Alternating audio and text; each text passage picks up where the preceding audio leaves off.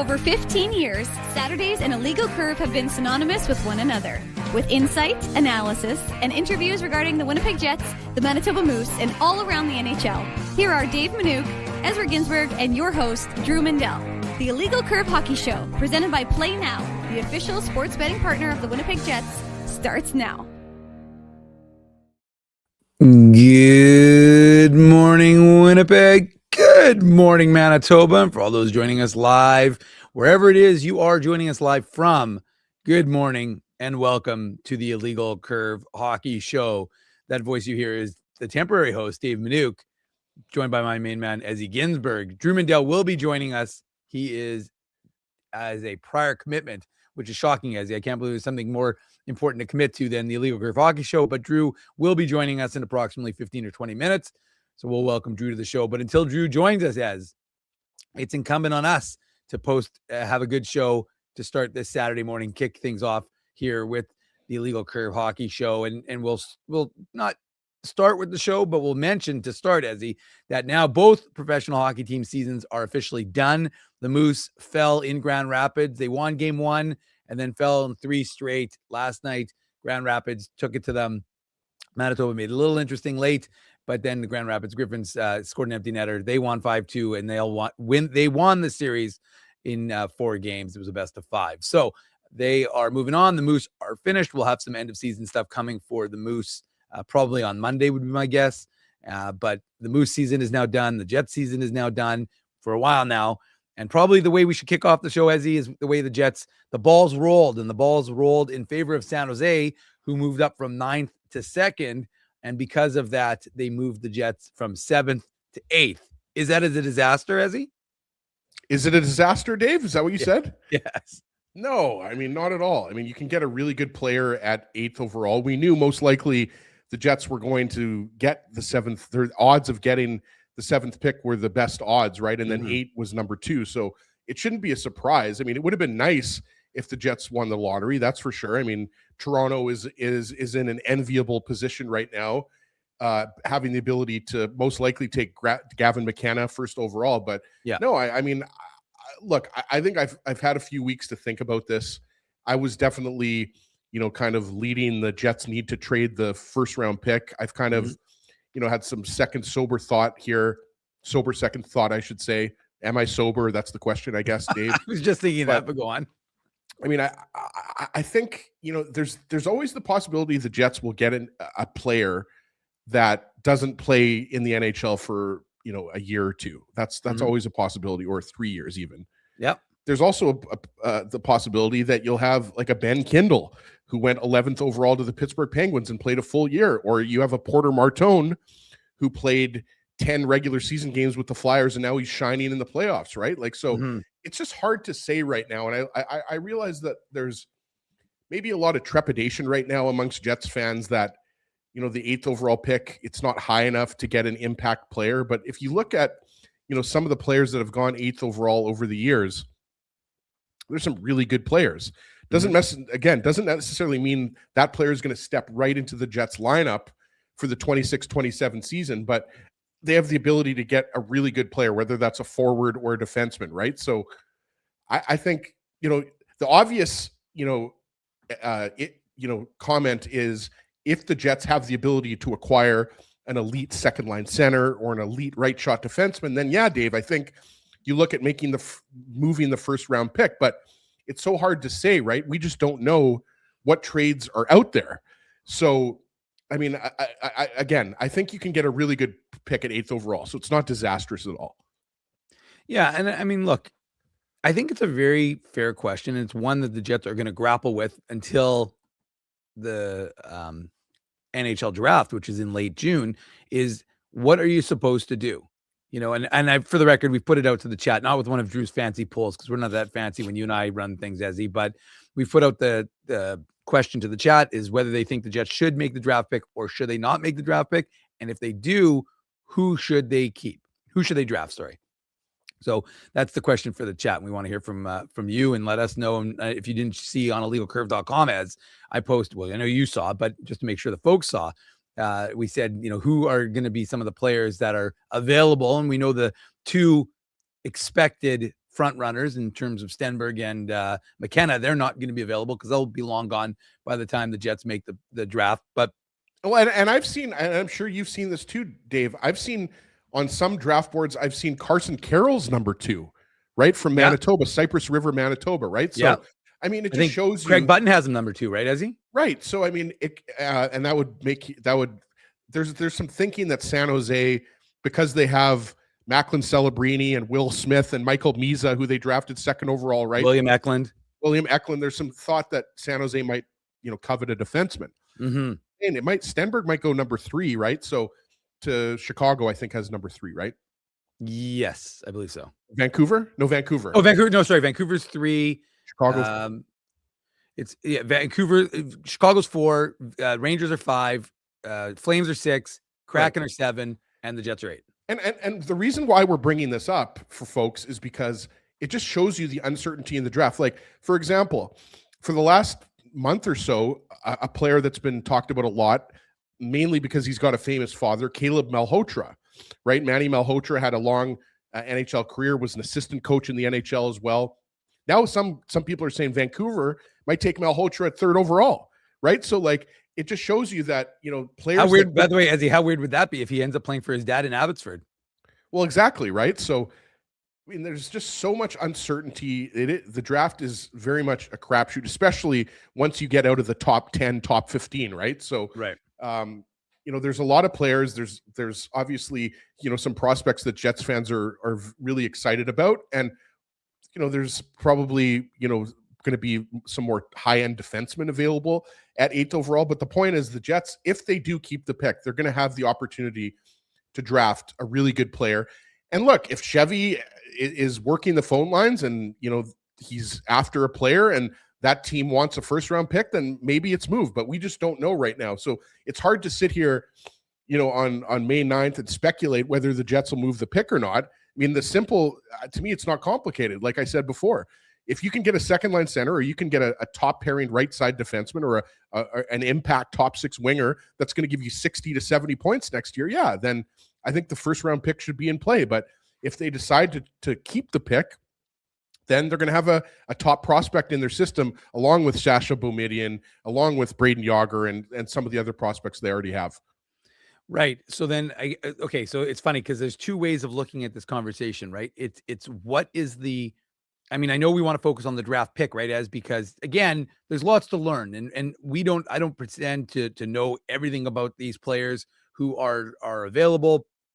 And again, the other conversation we would have is, what makes the most sense? Because from a Jets perspective, you have 2 gaping holes in your lineup, and you just said it, a 2C, a top pairing right side defender. So if that's the case, and we know that, I would just qualify though, Dave. I wouldn't agree though that, to me, the 2nd-line center is a much bigger issue. Oh, there's no question. Then I just wanted to mention that. Yeah. I think, I'm here to listen to the argument that Dylan DeMello should probably be playing a little bit lower down the lineup. Yeah, but I'm just saying, to me, like, if we're talking about glaring needs, 2nd-line center is a glaring need for me. There's no question about it. I mean, again, do they need to improve their back end? They do, but I would 100% agree with you that the 2C is absolutely the number 1 area of concern. I would say since Brian Little, before Brian Little, obviously Paul Stastny came in. They got Sean Monahan. They got Pierre-Luc Dubois. They've never found that player. Maybe it's Braden Yager, who ended up with 4 assists in 7 playoff games for the Manitoba Moose. But it won't be Braden Yager next year. So that's the biggest problem with this team, is that you are in a situation where you need to be better next year. This player, most likely, like you said, there are some outliers where they're going to be able to make an impact. They're going to be able to play. And it doesn't have to be a 1 or 2 guy. Like you said, Ezzy, it could be a guy who's drafted a little later, can sometimes step in and have an impact. And I guess maybe let's just focus on the pick and we can go through. And I know that, like, it just goes to show you how good our audience is, because they know they know the players that are available. But roughly, as you got Keaton Vierhoff, Chase Reed, 2 defensemen, Viggo Bjork, center, Tynan Lawrence, center, Carson Carroll, as he says, a defenseman, left shot defenseman. I don't know how do you pronounce a lot. Ethan Belt, is it Belches from Windsor? He's a winger. Right. Yeah, he's a big boy. Daxon Rudolph. A lot of people are saying Daxon Rudolph, who plays for Prince Albert. the Josh Morrissey parallel, not in terms of his style of play, but just, Prince Albert. So you got Daxon Rudolph, a defenseman, Albert Smits, who played for Jukrit in Liga, and he is he's a Latvian kid who played for Latvia in the Olympics. Then you got Adam Novotny, who played Kieran Walton's line mate in Peterborough, Ryan Lynn, who's a defenseman in Vancouver, I think he's going to Denver next year, and Caleb Malhotra.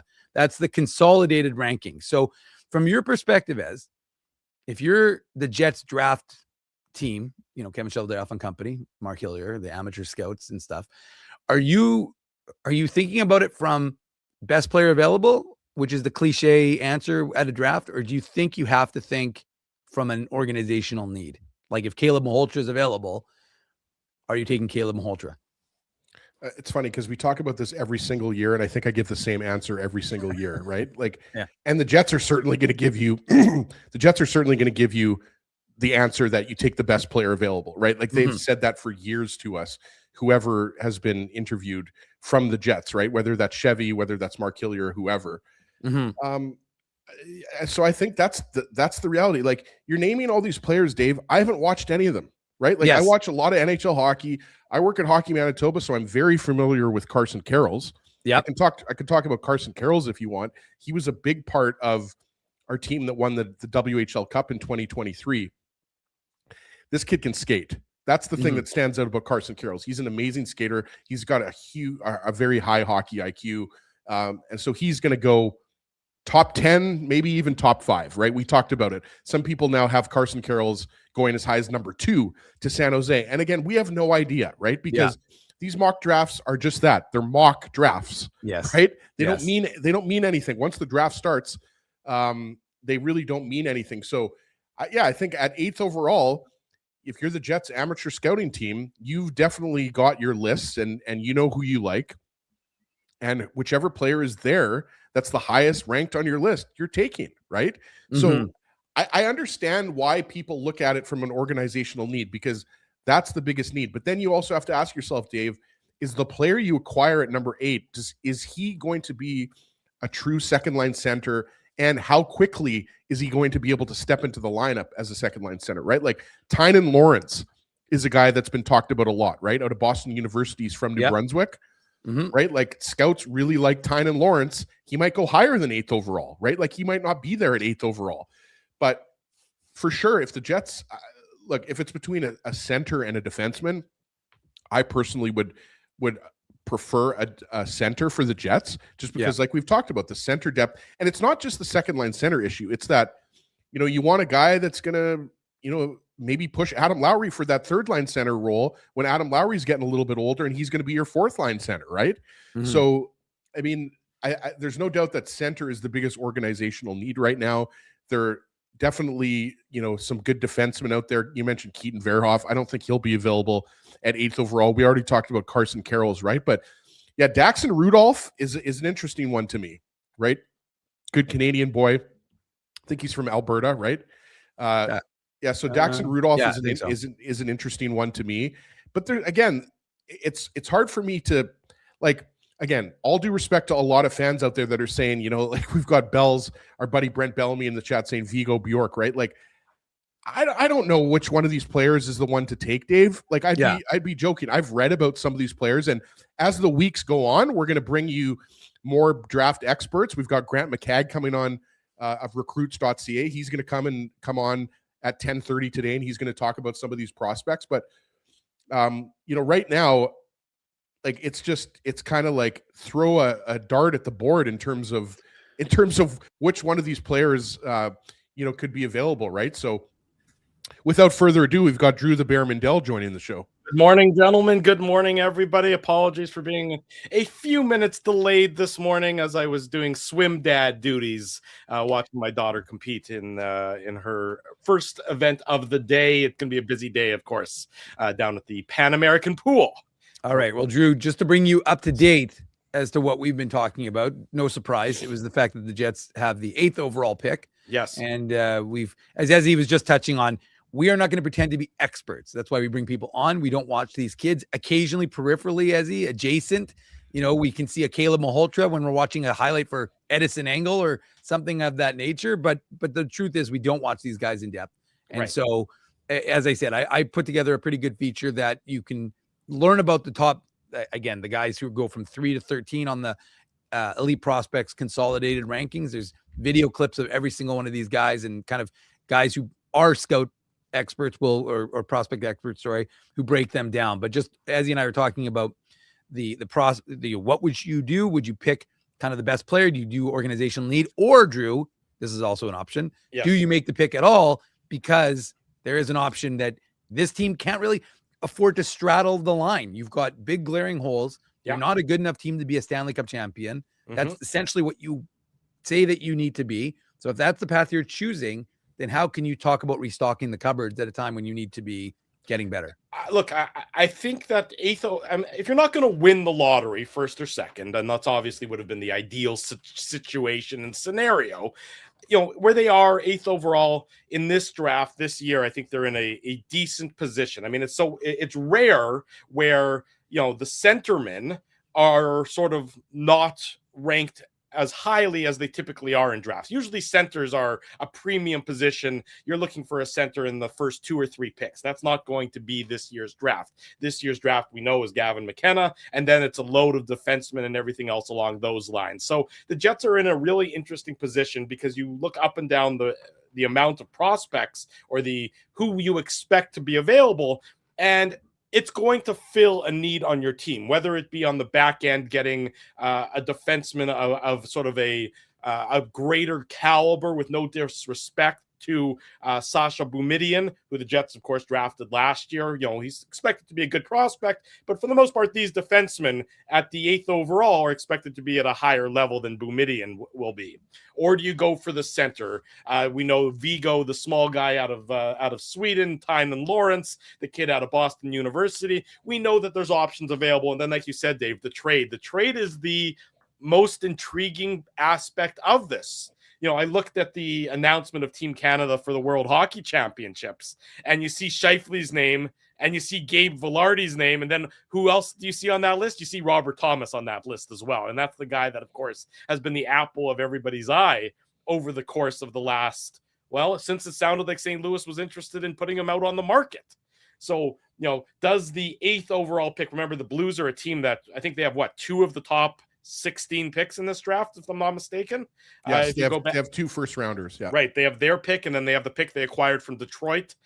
So, does the 8th, do they want, if they're really interested in a rebuild in St. Louis, does the 8th overall pick plus a prospect of some sort, maybe entice the St. Louis Blues with regard to a guy like Robert Thomas? These are the questions. I think it's going to cost you more than that, but go on. Probably, but that's where it's going to start, though. It's going to start with something along those lines.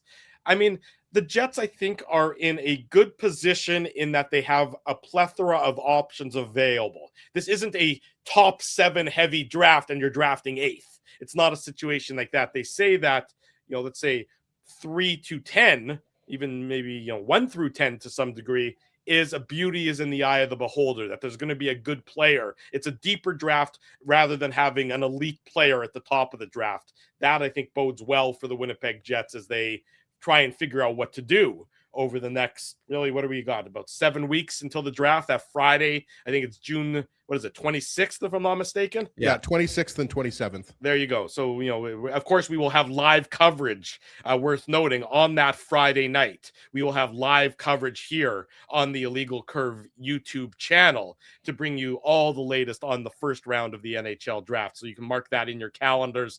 Tell the wife, tell the husbands, tell the kids you're not available, or gather the whole family around the television and watch the Illegal Curve draft coverage coming up on Friday, June the 26th. Back to my original comment, though, I think the Jets are in a decent position to find a quality player. Does that help for next year? That's a separate issue altogether. No, and again, I said this to Dave before we went live here. My advice to Jets fans is to not fixate on one player. and I'm not saying this in a conceited way or anything. We've been covering the draft since the Jets came back in 2011. So we've got some experience. We used to go to the draft every single year. It's been a long time. It's been about 9 years since we went to the drafts, but we have some experience. Those kids came on the scene. That's what sort of put a crimp in all the plans. Well, yeah, no, for sure. But like what I'm trying to say is like, there's no problem if you're a Jets fan and you like a certain player. Like we talked about Daxon Rudolph, big right shot defenseman from Alberta, right? Mm-hmm. Put up really good numbers for the Prince Albert Raiders. I get that. Or if you like Vigo Bjork, or whoever the player is that you like. I'm not saying you can't covet that player or like want the Jets to take that player, but you have to consider that those players might go before the Jets drafted 8th overall. To Drew's point though, about 8th overall picks, just look no further than 2023. That was the year Connor Bedard was taken 1st overall. Who went 8th overall? I'll tell you, Ryan Leonard to the Washington Capitals. He had 20 goals and 45 points last year. Sure. So, I mean, you have, and he's 21 years old, right? So, and the reason why I'm bringing that up, people are saying, well, yeah, but he didn't do that until he was 21 years old. But what I'm trying to say is at 8th overall, you can get a really good player that could be a top 6 player for your team in 2 or 3 years. Who else went 8th overall years ago? Zach Werenski, who happens to be a Norris Trophy finalist, right? Like, so I'm not going to go over all the 8th overall picks. Like, I know Drew wants me to bring up Alexander Burmistrov. Hey, that was what Connor did on Twitter the other day. But like, you know what I'm saying though, right, guys? Like, the point is like, you can get a very, very good 8th overall player. It's not going to be a generational player. Or look at even last year's draft, the 2025 draft, the Matthew Schaefer draft. Porter Martone goes 6th overall. 6th overall is not that far away from 8th overall, guys, right? But the point, I think, the question though, Ezzy, does go back to one about that's a great. Is that from Buffalo? Is that where that's from? No, that's 2011. Ezzy and Mark Scheifele. Oh wow, I don't. Look at that. No, Dave, I actually there's some babies in that photo right there. There's some baby faces there. That was at the Iceplex. That was his draft camp. Yeah. Oh, all right. Hold on one second. You're going to find a different one? Okay. Well, because Dave, Mark Scheifele wouldn't be in a T-shirt at the actual draft. I was confused why Dave would have thought that would have been the draft. Sorry. You know what cost Scheifele in his hotel room? Is that what? What I should have done was the one of Ezzy interviewing Brent Burns. That's the one from the draft. That's the one from Minnesota. That was the best interview ever. Yeah. That one. Yeah. There's a lot of beard in that photo. Going back to the question though, Ezzy, you make a point. These guys at 8th overall, sure, could somebody come in and play next year? Theoretically, definitely, it's possible. Is it likely? Not usually. And that's not a specific Winnipeg thing. It's not usually that an 8th overall pick steps in and makes an immediate impact. They might be a year away. They might not need 2 or 3 years of seasoning necessarily, but they might be they're usually at least a year away. So from the Winnipeg Jets perspective, though, 1, can you wait that year? And 2, if you can, how do you bridge the gap? Mm-hmm. How do you bridge the gap from this team this year that failed miserably to getting back to being a playoff contender next year, getting back to being where they think that they are, which is one of the, last year, the President's Trophy winning team. How do you get back there? Those are the 2 sort of balls that Kevin Cheveldayoff has to juggle. That's what he needs to figure out, because drafting a player, I don't think Carson Carrolls is going to be there necessarily at 8th overall based on how his stock is rising. Great feature, by the way, in the Winnipeg Free Press from our buddy Mike McIntyre. Dave, we can't see it. I know. One second. The green screen is showing things off a little bit. You can't see Dave either. That's okay. I'm okay not seeing Dave, as to be perfectly honest. There we go. Hold on one second. Just keep talking. You don't have to. Okay, fine. You keep doing your weird photography. Dave, are you in the Matrix right now? Like, what's happening? There we go. Oh, man. Every time I get it, there we go. Ezzy and Brett Burns. It's maybe kind of visible. It's not worth the juice has not been worth the squeeze on this one. All you have to know is that I'm about 50 pounds lighter in that picture. We love you just the way you are, Big Daddy. Again, that is the dilemma that the Winnipeg Jets are faced with is how do you impact the team next year? How do you impact the roster next season? 8th overall pick should be great for the next decade, but that decade might start 2 years from now. That decade doesn't start likely on June 26th. Well, which is why I wanted to have the conversation, because like as he says, we're not draft experts by any stretch of the imagination. We're not going to sit here and pretend like we are. We've read the same things that everyone else has. But really the question that we can answer and that bears asking is, how do you as an organization straddle the line? Because, like I said, do I think this team is good enough to win the Stanley Cup right now? No. Do I think that they have to make a decision as an organization as to what direction they want to go? And look, they've got lots of time. They don't have to make the decision right now. But if they're choosing to go for it, then you have to go for it in whatever capacity that is. And like you said, Drew, if that somehow means you pry a Robert Thomas away from the St. Louis Blues, okay, then that's what you have to do. I mean, again, we don't make the decisions for the organization. We can discuss the organizations, we can react to them, or we can have these conversations about, what we think one way or the other. But like I said, I just think it's an interesting one, and it's one that they're going to have to answer, because if they make the pick, right, then you're looking at this team and you're like, well, how are you getting better up the middle? And how are you getting better defensively? For next year, you're saying? I mean, those are great questions. And I don't know. I mean, do you maybe, are you maybe more willing to trade your 2027 first round pick for immediate help next year? Is that something that might be more enticing to you? Your 2027 first round pick, where of course you don't yet know where that's going to be, but if you assume that you're going to be, you can't lottery protect it though. Well, yeah, you would want to lottery protect it. You would probably want to. And again, I'm not going to pretend to be any expert, but someone did say, and I was reading, and again, I'm doing a lot of reading right now. Someone did say that 2027 is a loaded draft. Now, again, they say that I can't. No. Well, no, but I mean, I'm with Drew on that. No. But it's kind of like, we've been covering this draft, drafts so long that. Well, it's the Landon DuPont draft. He's supposed to go first overall. Right. But the reason I say that is just I want to hear the draft where they say, boy, every one of these prospects just utter shit. That's what they are. No, you guys want to talk about 2028 Maddox Schultz out of Saskatchewan? You want to talk about him? Or no, I only bring that up because in 2014, when we were on the bus in Philly, driving on the bus to the draft, I just was amazed listening to these guys essentially already forgetting about 2014 and focused on 2015 and how deep a draft it was going to be. So that's all I'm saying. I mean, look, which, by the way, it was, if you think about it from a Jets perspective, it was the best draft the Jets ever had. So it was an accurate statement in 2014. Well, I think, yes, sure, you're not wrong with that. But going back to my original point, I mean, if you want to, you're trying to sort of straddle two fences where you're improving for the future and you're improving for this coming season. What we're going to do is improve for the immediate future by welcoming to the program our good friend Dan Robertson, the play-by-play voice of the Winnipeg Jets on TSN 3. Dan, good morning. Thank you for joining us. No problem. How are you guys? We're doing fine and dandy, Dan. As you might imagine, like everybody else in Winnipeg, we're talking about the upcoming NHL draft. We're talking about what to do with that number 8 overall pick. Is it for trade? Is it for keeps?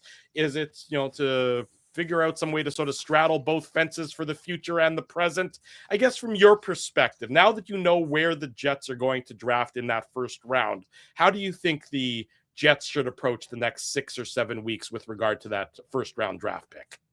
Well, I'm of the firm belief that they desperately need a second line center. And you look at them, unless somebody comes in from the outside, who's it going to be? It's not Vlad Namestnikov. He fell off the face of the earth last year. The Jonathan Taves project failed along those lines. He's not a second line center. Adam Lowry can't do it.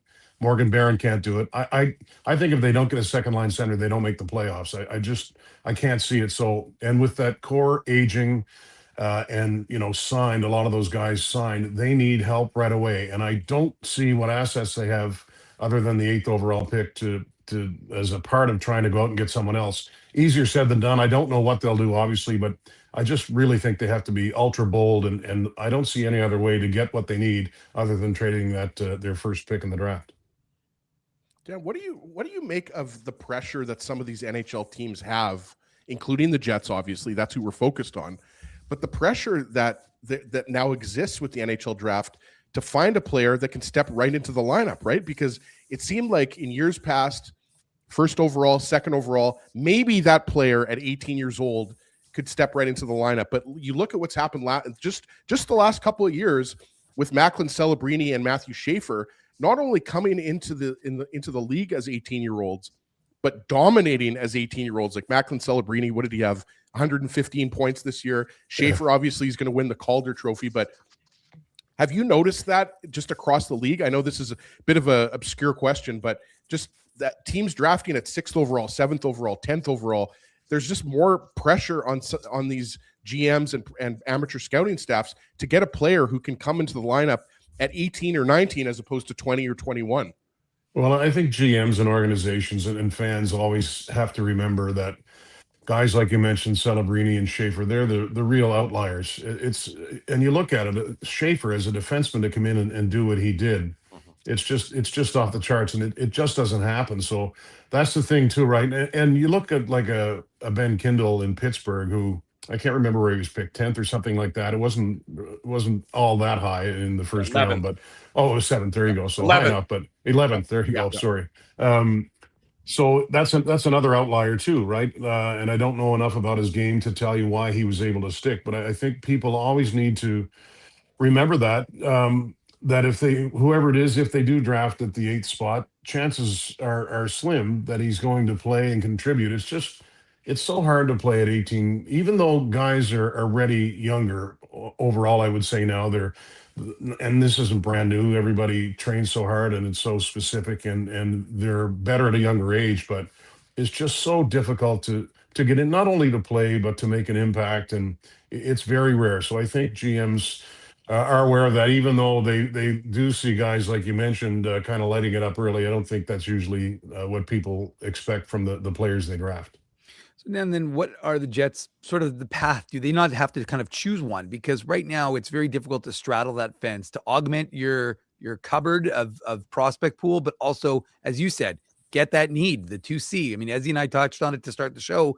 There's no bigger, greater organizational need than 2C, and it has been for years now. So from a Jets perspective, do they not have to make a choice and say, listen, we're either going to make this pick or we're going to try and package it up? Because it's just hard to see them, especially, I guess, in light of Connor Hellebuck's comments, which, when he's making those comments, they're echoed by Mark Scheifele, Kyle Connor, Josh Morrissey, Adam Lowry. Like, none of those guys are saying, yeah, sure. It's kind of like I remember talking to Blake Wheeler about a prospect. And he's like, why do I care about a kid who's going to be in the organization 5 years from now? We're in win now mode. Yeah, and that's the thing. I mean, you look at Kevin Cheveldayoff and the organization as a whole, and you hear a lot that they're conservative, but he's made some big splashes with the Dubois trade a couple of years ago, and he's made some good trades along those lines that brought in the likes of Neil Pionk and some other guys that way. So, listen, and anything that we can talk about, or anybody on any website can talk about, the management knows a lot better than we do what they need. So I'm sure they're thinking right now. I would have to think they're believing they have to be bold and make a maneuver. Like, is another year like this acceptable? Would it, if they just have basically the same roster that they had last year with better health and guys like Sandberg and Perfetti ready to go right off the bat, and Adam Lowry, will they be better? Maybe marginally. Would they be good enough to make the playoffs? I don't know. And Hellebuck too, you can put in that list. So I think they're thinking ahead of that, but you know what? We talk about second line centerman, and watching the Canadians in Sabres series, the Canadians tie it at 1, but they're looking for a second line centerman. I mean, they don't have your prototypical second line center. So many teams don't. So that makes it harder to find. And there's other holes too. I mean, the right side of the defense right now isn't great, especially just with the age of some guys. And there's holes to fill, but that 2C is the one that really stands out for most of us, I think. Well, to your question there, or your comment there, Dan, that lots of teams around this league are looking for that second line center.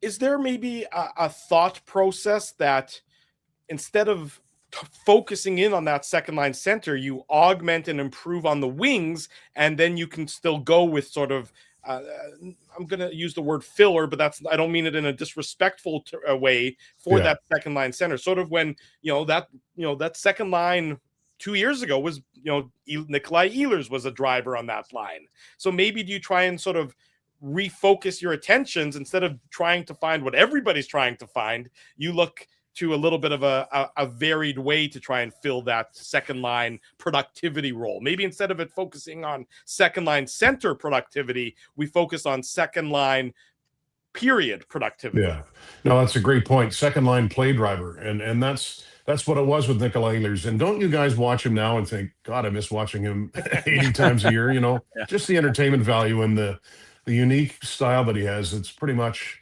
it's pretty special. So that's the thing about getting creative, right? I mean, we all say second line center. We know most teams like to build down the middle, and that overall centermen are more important than wingers. But if you can find a guy who can drive play from the wing, maybe somebody that's flying under the radar, that sort of thing, that might be your only option to go. It is a good point. We all know, as I said, the value of the second line centerman, especially a guy who can play well on his own end, would help a lot. I've heard some people say, what about Cole Perfetti or Gabriel Velarde? But that's just trying them at center. That's not going to happen. The organization, that's a non-starter for them. So they'll have to get creative, as a keep repeating myself, but that's why it's so fascinating, I think, for all of us, just to wait until the season ends and to see when trades start and around draft day what's going to happen. I can't wait. Can't wait to see what shakes down.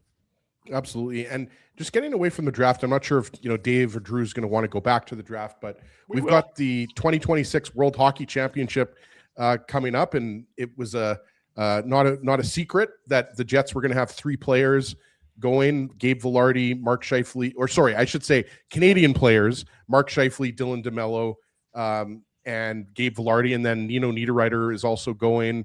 And then who am I missing? Billy Heinola. Billy Heinola is going, and then Sasha Boumedian is playing for Sweden, I believe, if I'm not mistaken. I don't think he's been confirmed yet. He hasn't been confirmed. Okay, so we have at least what was that? 5 players going, or 4 players going from the Winnipeg Jets. So 2-part question for you. What is your how do you view the experience that these players get in terms of benefiting them going forward in their careers? Obviously, all 3 of those players are veteran players with a lot of NHL experience and varying degrees of senior national team experience. And then also, how much are you looking forward to reuniting with your good pal and covering another World Hockey Championship? Yeah, we leave Tuesday, and our first games, the first games are next Friday. So I'm really looking forward to it. And you mentioned Ville Heinola. It's funny, every year the rosters kind of trickle in. So Great Britain, we're doing Pool A with Switzerland and Zurich, and I can't wait for that. I mean, I'll get to that in a minute, but just to look around the internet to find, there was an exhibition game between Finland and Switzerland the other day, and I saw that Ville Heinola is on that roster. I thought, great, you know what? We all know the tough time he's had. I hope he has a great tournament. I hope whatever's next for him, I just hope he plays hockey, and I hope he's happy. So for a guy like that, it's kind of a look to grab a hold of not a lost season, but eventually they called him up, and he didn't play until the end. He almost scored a goal, which would have been amazing. I think his last one was 2019. So for a guy like Ville, it's one thing. For a guy like Nino Niederreiter, who's come so close with Switzerland a handful of times to winning the gold medal, to have it in his own country. I know Kevin chatted with him, and he was glowing. Actually, I bumped into him in the elevator in our building too, and he was, you're going to love Zurich. Like, his eyes lit right up. And I can't wait for them to play, because they travel well. When they were in Denmark last year, their fan support was incredible. Now to have that team in Zurich, it's going to be off the charts. Latvia is going to be there too, and we know they're a different breed in the best possible way. So it's exciting, just for me personally, over the last couple of days, trying to fill out that Finnish roster and seeing. I'm really happy that Atu and Aku Ratu are on the same line. You got to deal with that sort of thing. So there's Hungary in our pool, U.S. They're the defending champs. So it's a funny thing. You have great games and you have blowouts, and there's games that you look at, you can't wait for them. It's busy. Next Friday there's 2 games, and Saturday there's 3 games. Sunday there's 3 games. So in the first 3 days we'll do 8 games, and you just hope that the vocal cords hang on. But it's a unique experience. So Dan, I mean, again, we still, because we're doing just Saturday shows now, there's lots to cover and lots of things that we haven't talked about. But just, I'm curious, in terms of the Jonathan Toews situation, from your perspective, how do you see that one playing out? Do you see that he's going to, do you think he's going to retire based on kind of how things ended with him, or do you like the end of season stuff, I should say? Or do you think that because he went through such a difficult season and played all 82, he's going to try one more kick at the can? This is only speculation. I would think he proved to himself that he could come back and play a full season. And as you mentioned, he had a lot of people in the building, a lot of close friends and family against San Jose in the season finale. I don't think he's going to come back. Kevin and I have talked about that. He thinks he is. I don't think he is. Um, and I don't want to put words in his mouth. And I don't want to say that he played poorly, but I think there's probably he might look at it and say, okay, I'm not gonna improve. I'm not gonna get any better. I don't know how much more that I really want to do this. I don't think he'll be back. And if that's the case, then I think it's remarkable, and I hope he wins the Masterton. It's remarkable that he played all 82. That's tough to do, no matter who you are, obviously. But for him to come back from what he did and terrific on face-offs, and there were some real glimpses in there of the old Jonathan Toews. But yeah, just my feeling is that he won't be back. I don't know if it's going to be announced at some point, I guess, either way. But I think people are all kind of waiting to see what happens. But it was, I'll never forget seeing him the first time in a Jets jersey and how cool it was, and having him. I think it was in Calgary when he got his first goal as a Jet. We were lucky enough to cover that game, so it was a special season for him in a lot of ways. But I think it's his last one. All right, Dan. I'm sorry, Drew. I was trying to signal you there because I wanted to jump in. But Dan, one follow-up then. If you don't see him continue to play, could you see him moving into some sort of role within the organization, some management or player development, something of that nature? I don't know him well enough. I don't know what he likes to do away from the arena and I've never heard him ask that question. So my short answer, Dave, would be I have no clue. So I don't know. I'd be interested to know what you guys think. I mean, you think about it as you get older, right? When I was 20, I looked at a guy who's 38 and you think, he's old. Now that you're 56, you look and think, wow, that guy's got a lifetime ahead of him. So he certainly doesn't seem to be the type to just sit around and maybe go fishing once in a while. He'll probably want to do something constructive, and hopefully that's in hockey when the time comes. To that point, Dan, is story time for a brief second. I remember the second year the Jets were back. I was broadcasting from the Jets draft party, and I think Mark Stewart was there signing autographs for the fans and everything else. And he jumped on and he joined me on the radio for a segment, and we were chatting. And the segment ended, and I remember thinking to myself, "There goes Mark Stewart, grizzled veteran towards the end of his career." And he was 28 years old. And I'm thinking to myself, he's like 6 years younger than I was at that point in time. I'm like, God, I'm old. And these kids are so much younger. Even when they're at the end of their career, they're way younger than we are. And that always stood out to me.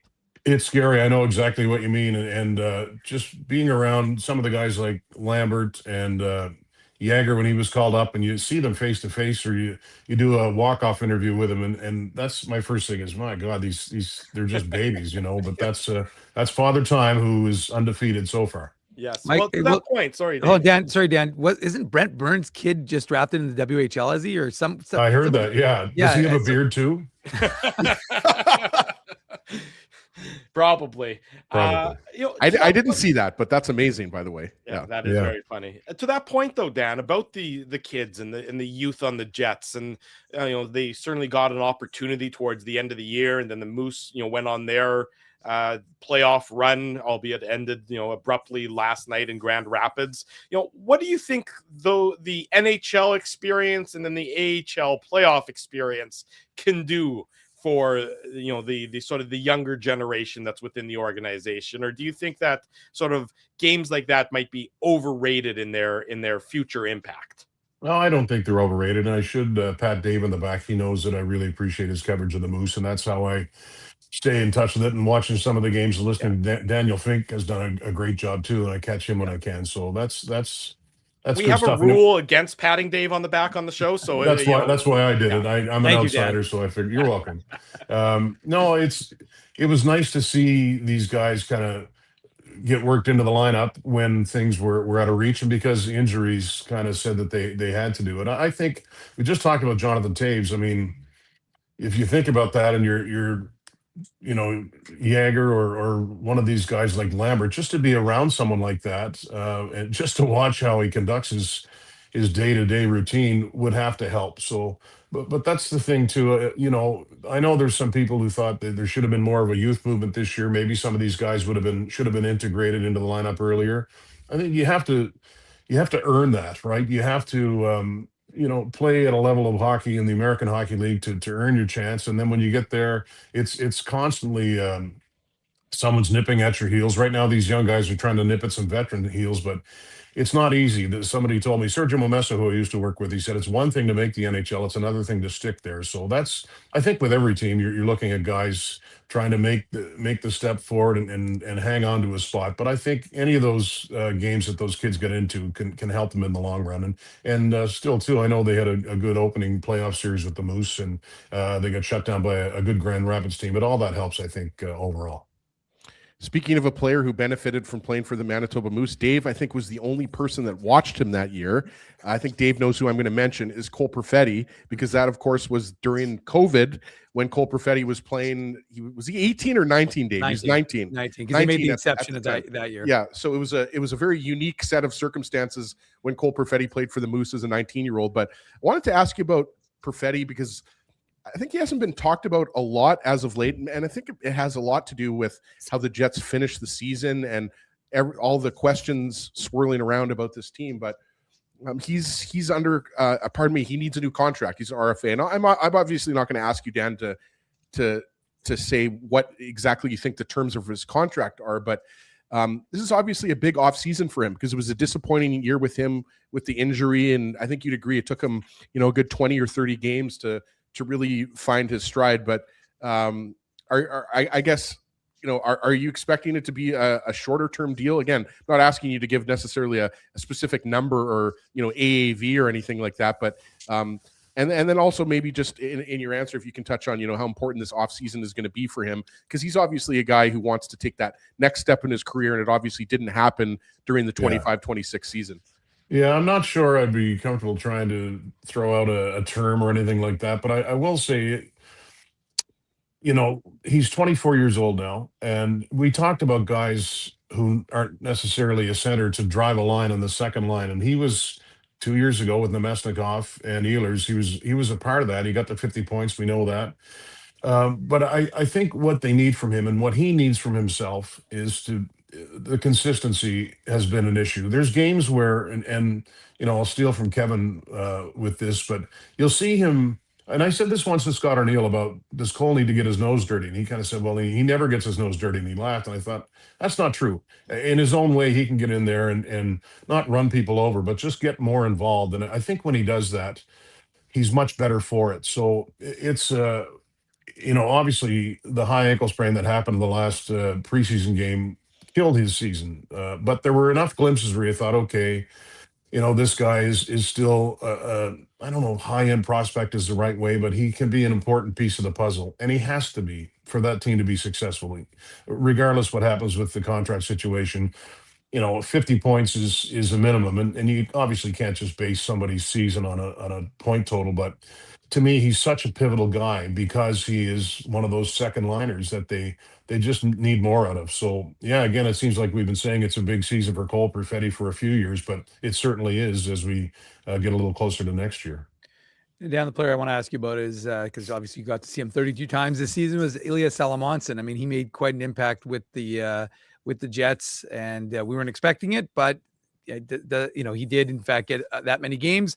And from your perspective, I mean, just how tough is it? He goes for essentially a nothing hit at the end of the series against Milwaukee in the neutral zone, slides into the boards, needs shoulder surgery. So, and unfortunately for him, it was the same shoulder he'd injured previously with the Moose. So from your perspective, I mean, a guy, they say 5 to 6 months could potentially miss training camp. We saw how impactful that was with Adam Lowry and how far behind he was when he eventually got going. So for a young kid, I mean, he's only 21, so hopefully he heals quickly. But, how much of an impact did you see him having on the roster this year? But also, how significant is that a blow for a team that probably already had him written in pen for next season?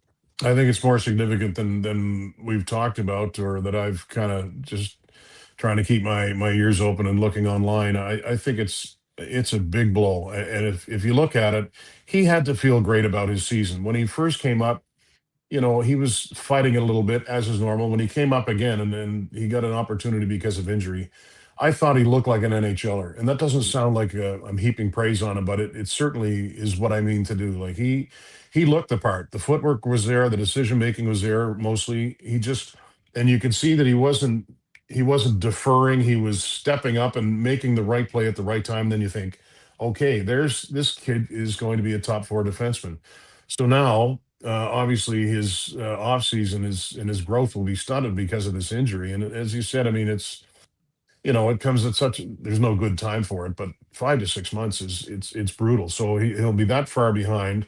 Who knows when he'll start the season, and when he does, you hope that he's just kind of up to speed and the confidence is there. But on the positive side, I think we all know what right shooting defensemen are worth, and mobile defensemen and their value. And we talk about good draft picks, and I hope people remember that this was a second round pick, and obviously some great work by the scouting staff, and ultimately Cheveldayoff drafting him. So it's guys like that who help you move forward, young guys who can kind of pick up the baton and be the next wave. So you hope that he heals well and heals a little bit early, but it's obviously very disappointing for he and the Jets. Dan Robertson, Jets on TSN broadcaster, is our guest here this morning on the Illegal Curve Hockey Show, presented by our friends at Play Now. Dan, I think back at the Jets season, and now that, some time has passed and you can sort of get a clear-eyed remembrance of it, what stands out to me is that this was a team that really didn't seem to have an identity. They weren't fast. They weren't hard to play against for the most part. How important is that question sort of this offseason, getting back to finding an identity so that the players sort of know what success looks like for this team, and being that much more difficult to play against than they were this past year? Well, I think it's vital that they get back to where it was last year, 2 years ago, I guess, if you want to look at it now, where my memory of the year that they won the President's Trophy, the overriding memory is so many handoff shifts, if you will, just pressure on the puck in all three zones, forcing the team to stay in their own end and wearing them out. And, just a team with such good depth from first line to fourth line and everybody with a role. Again, injuries bit into that this past year. The loss of Wheeler's bit into that too. So I think it's important that we know that any line that Shifley's line is on it, they have to score. But there was makings this past year of a really good fourth line with Cole Koepke on it, and with Barron, and again injuries and that sort of thing. Those things will happen. But I think that the parts are in place to kind of get back to that style. I hope that's going to be the case. They're going to need bounce back seasons from Niederreiter, who played hurt a lot this year, but for a guy who's not a speed burner, he was a step behind, even more so. I'm not sure if Nemesnikov can find his game again. You hope so, in a depth role, but another smart player. So I think they can get back to kind of what they were the year before. Maybe not to that same level, but they have to figure out what the Jets are all about. So let me ask you this there, Dan. So you mentioned the Nemesnikov, you mentioned Niederreiter. We know that the Jets have, really, between their veteran forwards and their young forwards, they have a lot of forwards, especially depth forwards in the system. Do you think that Niederreiter and Nemesnikov are both back next season as members of the Winnipeg Jets? I wouldn't be shocked if one or more weren't. I mean, I guess if you look at Nino, it's the last year of his deal, right, coming up. And is it the same for Vlad? I should know that. Vlad is, yes, he's UFA after this. Both of them are UFA after 26-27. So okay, any team trading for them would get them for a year, and then they'd become UFA. Right. So if you're another team, and this is not to discredit anything about them, and I'll look ahead. So say the Jets, say Niederreiter's having a good season, and the Jets are maybe out of contention, then someone trades for him. And that might have happened this year if he were healthy. I don't know that teams are going to go out and maybe think, okay, either is a missing piece of the puzzle in the offseason. So I don't believe that either of them are that coveted right now. So I would say I think they'll both be back. Dan, how much Stanley Cup playoffs have you been able to watch, and which team is kind of capturing your attention the most? Obviously, Montreal had a big 5-1 win last night, tied up the series with Buffalo. You mentioned Nikolai Ehlers earlier with Carolina. That was my pre-season pick to win the Stanley Cup. Is it still completely wide open for you, or is there one team that you're looking at and you're thinking, that team's going to be the one that's going to capture the trophy this year? Well, it's hard. I think we all would feel that Colorado is obviously the heavy favorite, but the team that fascinates me is Anaheim, and I haven't watched them enough as much as I'd like to, just because of the time change where I am.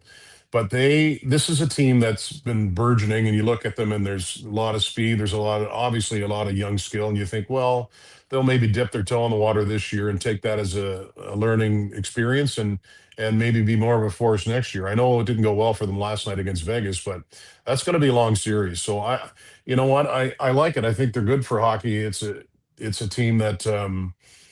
You look at Seneca and Jackson Lacombe was I won't say he's come out of nowhere, but this guy's a dominant defenseman at a young age. There's a lot to like there.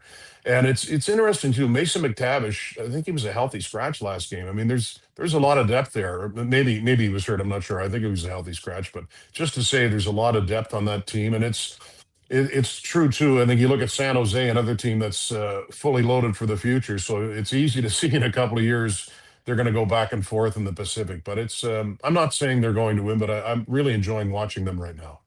Well, Dan, I'm going to ask you about a player that's been mentioned a few times, including by Ezzy in his last question to you. But Nikolai Ehlers, I mean, how much fun does he look like he's having right now with those Carolina Hurricanes? Carolina Hurricanes team that looks like they're just cutting through the East with like a knife through butter, because they're 7-0. They're dispatching Philly most likely. I think it's tonight. And then, I'm not saying that, they wouldn't have a tougher time with Montreal or Buffalo, but it just seems like Carolina. I mean, it looks like Mr. Ginsburg was right, at least 50% right with his Stanley Cup picks. Well, it wasn't a big reach, Dan. No, I got you. You feel good for him watching him play. And he talked about the fact, and he had a slow start right in Carolina. They play such a different style from what he's used to and from what most people are used to. But that's a team that needed a game breaker. And obviously he's not a game breaker of the highest order. And as much as I love Nikolai, I've always said that his statistical output never matched his skill level, whether that was because he would get hurt during the season. But he's a guy who I always thought should have had 80, 85 points a year easy, just with what he can do on the ice. But he's a nice fit in there, and he lengthens that lineup. It's a team that, as I've said, has lacked some big game players, and I certainly see him as that. And there's kind of and again, I've probably beaten this to death. I go back, I used to call his games when he was in junior, and there's a joy to his game that you can see him having fun. And there's a personality about Nikolai, whether it's when you ask him, he waits 5 seconds to answer, or he gives you, kind of a creative answer at times. So he's easy to like, and I've never been a Hurricanes fan for whatever reason. I think it's because my son can't stand them, so I just go along with what Clark tells me to do. But it's a little easier to like them when he's playing. And you know what? I wish him the most success. And I would think Jets fans feel the same. I don't think there's any bitterness toward him that he walked. It's he played for the Jets. He was a great Jet, and like anybody who earns their UFA status, he took advantage of it. So I'm glad for him. For the record, Mason McTavish was a healthy scratch. Wow. Game 2 and game 3, I believe, for the Anaheim Ducks. So that's so there's your second line center. Yeah, there you go. Exactly. Look how easily it can be acquired. Done. Yeah, they needed to get Jeffrey Viel more ice time. That's the thing. How about that? What do you think of that, Dave? What about Jansen Harkins, Dave? You can't forget about Jansen Harkins. I know he had the empty net goal, if I recall correctly. But Jacob Trouba, guys. We can keep going down the list of ex-Jets. The only thing, Elliot Friedman kept calling veal, like veal parmesan. So that Elliot was hungry. It had been a long day in studio. It's one of my favorites, Dan. I'm getting hungry. Yeah. Dan, last one for you before we let you go. Blind ranking: Swiss cheese, Swiss chocolate, Swiss watches. Well, can I add one? Sure. I'm going to buy a Swiss Army knife when I'm in Zurich. Even better. I've always wanted one, but Dan, they just call it a knife there. They don't call it a Swiss Army knife. That's the only country where they do that, right? That's a good. Swiss chocolate. I'm going to have to take a log of that back with me. But I have a decent watch, but I'm not a huge watch guy. But I'll go with Swiss Army knife. Like, who would we call a Swiss Army knife in the Jets? Alex Iafallo. So I'll buy the knife and I'll call him AI. That'll be my nickname for my knife.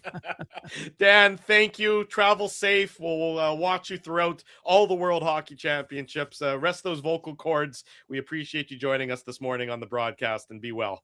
Good to talk to you guys. Thank you. Take care. Thanks, there Dan. he goes. Dan Robertson, Jets on TSN, World Hockey Championships. He's going to do broadcasting of starting next week. It just reminded me, Drew, I used to have a Swiss Army knife. I don't know where it went. I think I still know where mine is. It's one of those things you always got as a gift for your bar mitzvah. I was just going to say that. I feel like you got a couple of those for your bar mitzvah. I got one for being in a wedding once. Really? A wet? Like was it engraved or something? A groomsman's gift. That's a good actually, in fact, I went fishing last week and I used it for cutting my line. There you go. Did you catch any fish? No.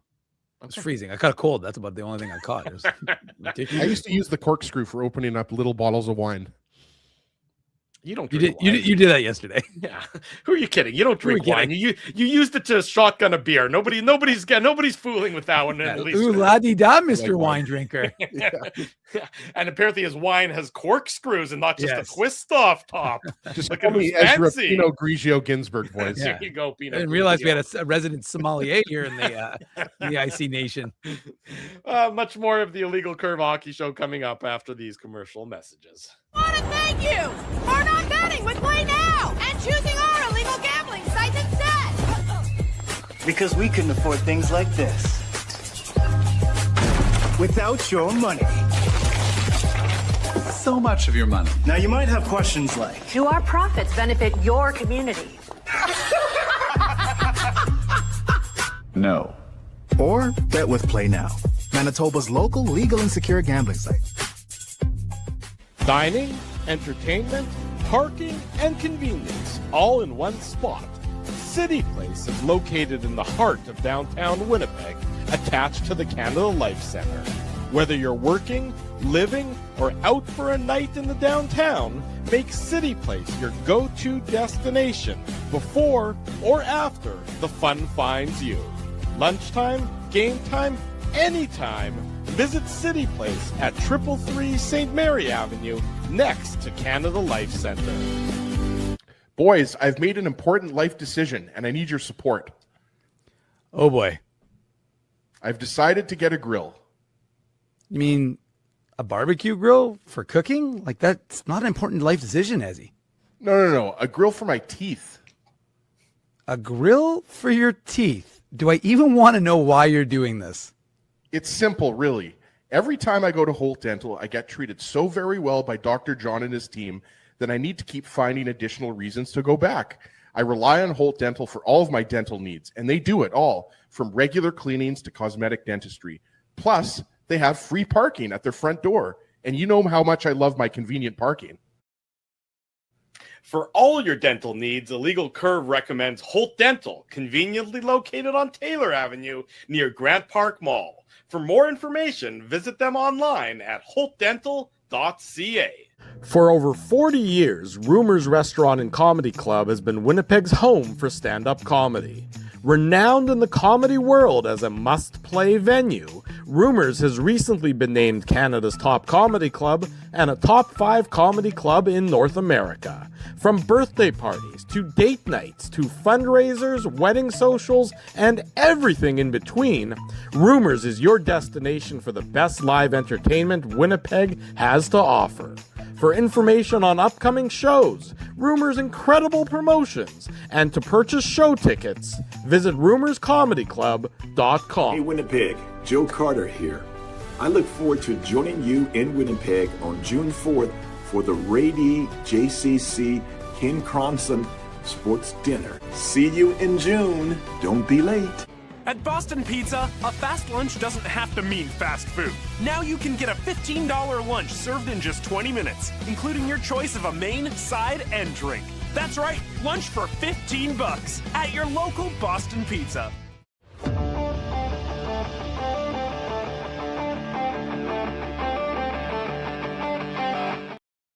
Hour number 2 of the Illegal Curve Hockey Show starts now. Drew Mandel, Dave Manuk, Ezra Ginsburg with you. We're, of course, sponsored by our friends at Play Now, the official betting partner of the Winnipeg Jets. Check them out online, playnow.ca. We thank Play Now for their continued support of the Illegal Curve Hockey Show and, of course, of all of the Illegal Curve broadcasts.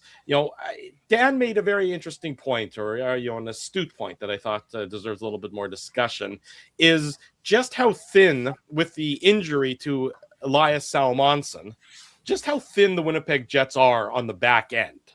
I mean, we've all focused on primarily the second line center role because that has been such a glaring weakness for so very long. But when you now sort of look at the Winnipeg Jets defense for next year, you're asking a lot of the top four, and it's a top four that, oh, by the way, the right side, Neil Pionk and Dylan DeMello, really struggled a lot last year. And now you're asking them to really step up in the absence of the young sort of future of your right side of your defense, at least probably to start the season, and then who knows at what capacity he comes back to play. That Jets defense for me right now is as much of a glaring concern as the second line center as anything else, I think. No, it's not as big of a. It's not as big of a deal, is it? No, it's not. I mean, Drew, you're 2 years away from winning back-to-back Jennings trophies with essentially the same defense, right? So, like, I will agree with you that I think that it's definitely something that the Jets need to evaluate. And look, the left side is a lot stronger than the right side. I think we'd all agree with that, with Josh Morrissey there and Dylan Samberg in your top two. But I think, I'll put it this way, Drew, with the Elias Salomonsson injury, then that makes me a little bit more nervous that they aren't going to have a right side defenseman there after DeMello and Pionk. But I think the question has to be asked is DeMello, it starts with DeMello, is he your top pairing right side defenseman anymore? Is he good enough? Right? Like, I think that question has to be answered. Well, I think that, I think the short answer is he probably is to at least start your season, because what other options do you have at this point? Well, exactly. And that's what I think. So I'm not disagreeing with you that I don't think it's something that needs to be discussed and needs to be not just amongst us. I think it needs to be discussed amongst the Jets brass in terms of who's out there right now. Like, do we need to acquire a right shot defenseman to basically have an internal push on Dylan DeMello and Neil Pionk, right? Like, Neil Pionk struggled this year. And I think a lot of people look at his stats, and that to me is not necessarily the be all end all. Like, I think you'd like to see more goals, more assists from Neil Pionk, but at the end of the day, he's a defenseman. He needs to excel at defending, right? So, but when you say, Drew, it's as big of a need as second line center, like, I couldn't disagree more with that. I'm not picking on you. I just think that. Why are you picking on me? No, I'm just saying, like, to me, that is like, look, Craig Button was on CJOB 680 with Jim Toth and Cam Poitras, and they asked him who should the Jets take at 8th overall, and unprompted, Button said the Jets should be looking at trading that 8th overall pick to acquire a second line center. So that's not me. That's TSN's Craig Button, right? So all I'm saying is, like, it's no secret that the Jets struggled with their secondary scoring this year. That to Dave's point, they haven't had a true second line center since Paul Stastny, right? After they acquired him during that 2018 playoff run, right? So that to me is a much bigger need. But yes, I think when you're looking at that right side, yeah, I think it's an okay right side.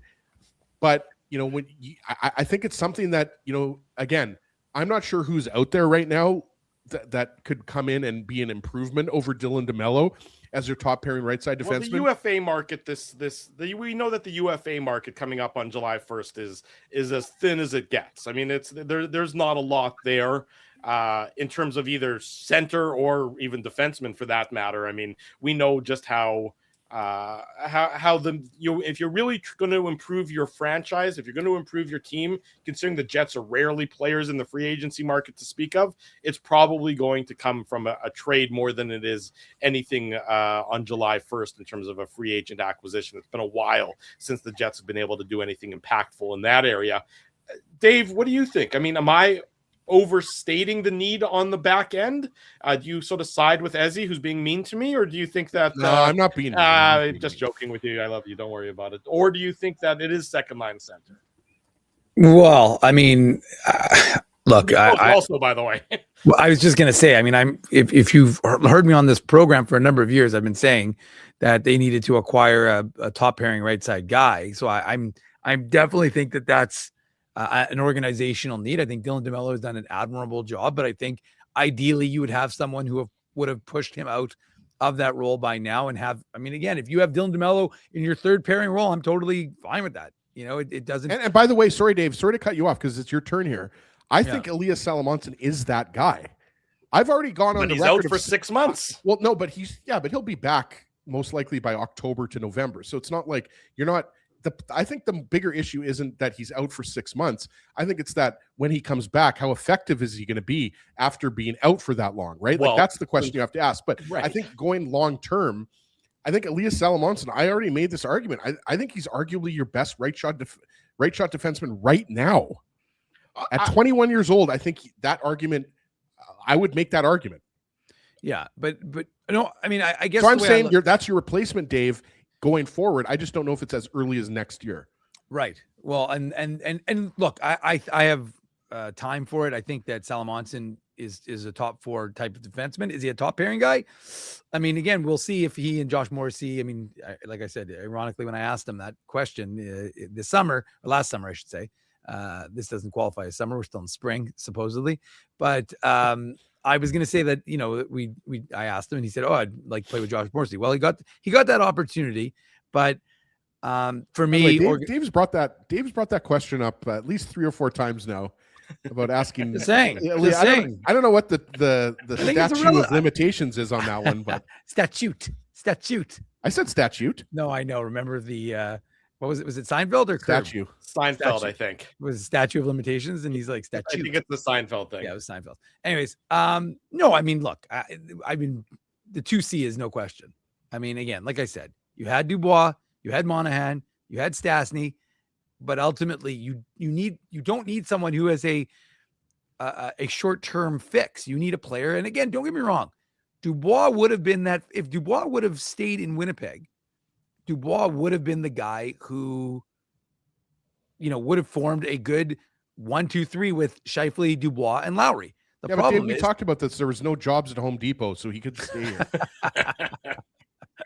Yes, that's fair, but I think snarky, Ezzy. You're not usually this snarky. Usually that's my role, and you're just bringing the snark left, right, and center. There's a little snark.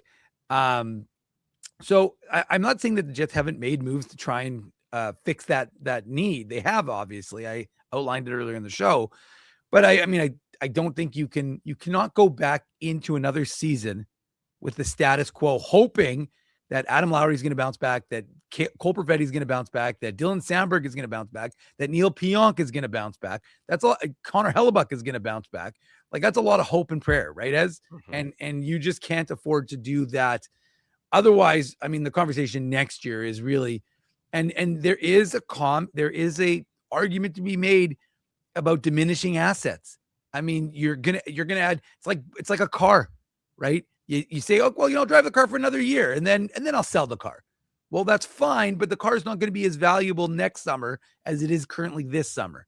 And so the point is that if you want to make a deal with one of these players, putting another year of mileage on them isn't ideal, because right now they have a more premium value as a trade thing. So that's why I say that the Jets, it's not for me to decide what they want to do as an organization. It's for them to decide, but they can't straddle the fence. They have to make a choice. If they're going to go for it with the current core, then they have to sell off some of the prospects and draft picks and go for it. But you can't have it both ways, right? It's like not trading for Mark Stone. Does Mark Stone help this team when the Ottawa Senators are looking to make that deal? Sure as hell think he does, but you don't want to pay that price because you don't want to mortgage the future. Well, that costs you. So that's the problem. I get it. It's not easy. I'm not suggesting it's easy. It's not my job to figure it out either. It's not my responsibility. We just get to sit here and either criticize or laud the choices that are made. But like I said, from my perspective, you either have to do one of two things. You either have to go for it, and if that's your choice, then that's fine. And if you're not going for it, then you have to make some tough decisions. And that means most likely, Ezzy, dealing a core piece or two in order to kind of reinvigorate this group and maybe look a little San Jose Sharks-ish for a year or two in order to try and get back on track. can you foresee any circumstance where one of the core pieces is traded between now and the start of next season? I can. You I can, think that's. Well, I mean, it's obviously limited to. I would say, when you're talking about core pieces, I think we know who you're talking about. I think, I don't think Mark Scheifele's going anywhere. I couldn't see really any situation where Mark Scheifele's traded, for example. I can't really see a lot of situations where Kyle Connor or Josh Morrissey would be traded. Then who's being traded here? Well, Connor Hellebuck is the one. Like, again, I'm not advocating for that. Let's you be clear here. You can envision a circumstance where the Jets make the decision that a trade for Connor Hellebuck is the best way forward. Yes, trading Connor Hellebuck away. Yes. As opposed to Josh Morrissey's your franchise defenseman. I don't why would you ever trade? I just don't understand why you would ever trade Josh Morrissey unless you get unless you're getting a Mikko Rantanen type of player back, right? Or obviously you would probably be trading a defenseman for a defenseman. Let's be honest here. But if you're trading Josh Morrissey, you better be getting a really good defenseman, like an elite defenseman back. But yeah, I could see it because of all of the things that we've been talking about throughout the course of, the first hour plus of the show, is that the Jets have glaring needs. And unless you're moving a first round pick and some of your top prospects, how are you going to acquire that?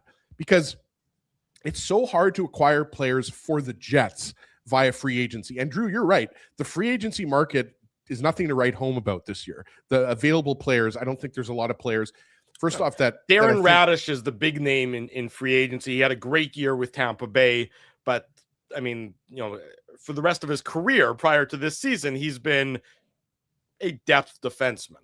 Sure, and he's a right shot defenseman. And to your point, Drew, he had some decent years with the Tampa Bay Lightning, but his point total doubled from 24-25 to 25-26. So I don't know if you can necessarily expect Darren Radish to score 70 points on the Winnipeg Jets, for example. But he's going to get paid, and he deserves to get paid, to be honest with you guys. Good for him. Yeah, good for him. So going back to your question, though, about, a core piece, look, I don't think Hellebuck's going to be traded imminently or probably before. But if there is one player who I wouldn't be completely shocked based on what he said, his comments at the end of the season, and also just knowing Hellebuck and where he's at in his career, knowing that he wants to win the Stanley Cup, all of that. Yeah. But so Dave mentions, acquiring a right shot defenseman, or Drew brought it up, Mackenzie Weegar, you go back and I brought it up what Mackenzie Weegar was traded for. Mackenzie Weegar was traded for Oli Mata, 3 2026 second round picks, and prospect Jonathan Castagna. I don't know a lot about Jonathan Castagna, so I'm not going to necessarily talk a lot about him. But I think the point is that you're going to have to give up a lot to acquire a defenseman like Mackenzie Weegar, who Dave's been talking about for years, who would look good on that right side with Josh Morrissey, right? So you're going to have to be willing to give up, if not your 8th overall pick, you're going to have to give up, a significant package to get an impact right shot defenseman. So, I mean, for that reason alone, maybe Connor Hellebuck is in play. Again, I don't think it's going to happen, but I think something has to give here, guys. The Jets are going to have to move some significant pieces to acquire whatever they acquire. And I think for the first time, it's not an absurd notion to think that a guy like Connor Hellebuck gets traded. I mean, it's certainly. I agree with you that if any of the core were to be traded, he's probably the one. I mean, Kyle Connor. The problem with trading Kyle Connor is the Jets aren't a team that scores that much to begin with. It's not like they were a high-powered offensive dynamo last year. If all of a sudden you're taking Kyle Connor's, year in, year out, 35 to 40 goals off your roster, despite what he might lack on the defensive side of things, it's a big subtraction from your roster. Of course, you're going to gain something back in return, but it's not easy to make that to lose that offense. The Jets, I mean, we sit here week after week now, when there haven't been playoff games to discuss, you really do sort of get to do an even deeper dive into the franchise and a deeper dive into where this team is. And you can see just how difficult the situation that they're in. and that there's not a simple way out. I was reading Murat earlier this week, and he talked about sort of Scheifele and Connor, about how Scheifele and Connor are the offensive drivers of this team, and that's not a surprise to anybody, but that behind them, there needs to be more. There needs to be more success. There needs to be more of everything. This team right now is very thin. They're just very thin. They're top heavy. And then behind them, there's just not a lot that's right there stepping up to round out the roster, Dave. And I don't know that it happens that easily for the Winnipeg Jets. You can tell that within the organization, they feel that they're a win here, a win there, a bounce here, a bounce there, that they believe that they're not far away from being a playoff team. Yeah, maybe, but they're, I think, a lot further away from being a real contender than they would like to admit. I know, but it comes back down to, if you look at the Jets and you just, again, you're spitballing, you're looking at the lineup, you're trying to guess. And like you said, there's a lot of forwards who are signed and there's a lot of prospects who could maybe take that jump, right, Ezzy? But ultimately, like, I think the Jets can, let's presume that Taves retires. You've got Cole Koepke, you've got Danny Zhilkin, you can create an identity with that fourth line again. Which is, Chibrikov for sure. Ford. I mean, absolutely. There's there's a lot of guys. There's lots of bangers and speed and grinders on that fourth line available to you. But my point is, the fourth line you could create a responsible, good fourth line in the NHL. They're not like AHL guys who are just kind of there. I think you could have a good fourth line. I don't think there's any question. I think the third line, presuming that Adam Lowry comes back, I mean, it just feels like we're having the same conversation over and over again, right? As like ultimately comes down to that black hole that is the second line. And you cannot be a legitimate, like we talk about an NHL team and having a top 9 and a bottom 3. Well, right now the Jets are like the inverse, right? It's like a top 3 and a bottom 9. And so you can't look at this team and think without saying, like, there is a responsibility to address their second line. I mean, look, Gabriel Velarde, moving him there, it's not like he stepped back, right? He continued to produce. He still put up, and I know he had points on the power play, but my point is that Gabriel Velarde continued to produce even when moved away from Scheifele and Connor, and he finally started to have a little bit more success with that line with Perfetti and Lowry. But again, like, there's so many instances where, like, I look at Adam Lowry and I do believe that he can have a bounce back year. I'm not actually like, I'm not low on Lowry, but I just think that he is, again, which I'm on record of saying, he's not your second line center, not on a Stanley Cup team. So for me, it just keeps coming back to that. And Drew, you look at it and you say, okay, well, let's say the Jets can make a trade to acquire the 2C. Well, hold on a second. Now, is that going to leave you bare somewhere else, right? Because you're going to have to trade something away in order to it. And is an Isak Rosen ready to step up and assume a bigger role? I don't know. I didn't see anything that indicated that to me. And so, like I said, it seems like you're shuffling around things, trying to make something work, but it's really, you move from here and now you got to fill that hole there. And so it's a problem. I mean, again, like I said, it comes back down to it, but ultimately I'm going to keep sounding this. You have to pick a lane and stick with it. And you can't straddle both anymore, because it's just not going to work for you. I look at the Jets, and we'll probably do a deeper dive into this in the coming weeks, but I look at the Jets and I look at their salary cap situation for next year, and they have a lot of salary cap space, and really they only have in terms of main players to sign this offseason, is Cole Perfetti, and his RFA number is not going to be anything significant. So the Jets are going to have a lot of cap space to play with. Now, I don't expect that the Jets are going to be a full cap team for next year, up at the $104 million mark. But you do wonder if, using that cap space isn't an alternative for them to try and sort of fill out these holes. Maybe have a similar approach to the summer when they acquired Nate Schmidt and Brendan Dillon, using some of those, I guess it was second and third round and draft picks. And they were future picks. They weren't necessarily picks in this year's draft or in that year's draft to fill those holes. There's avenues forward, but they're not crystal clear. and they're going to require some significant creativity from the organization. And it's something that's going to, take the next 6 or 7 weeks, and it's going to take, probably some outside the box thinking for the Jets to get to where they need to get to and really nail down that identity and nail down that approach and nail down that this is what we want to look like for the 26-27 season, because the mishmash of 25-26 certainly can't continue for another season. Ezzy, last word to you before we head to break and bring in Grant McCagg to talk about NHL draft eligible prospects. No, I agree with everything you said, Drew. I mean, it's a huge offseason.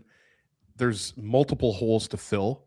And like Dave said, we've been talking about this for weeks now, but it's Kevin Cheveldayoff and his group that are going to have to come up with these transactions. Are you going to address these needs via trade, via free agency, via a combination of both? I think the Jets will make some acquisitions via free agency.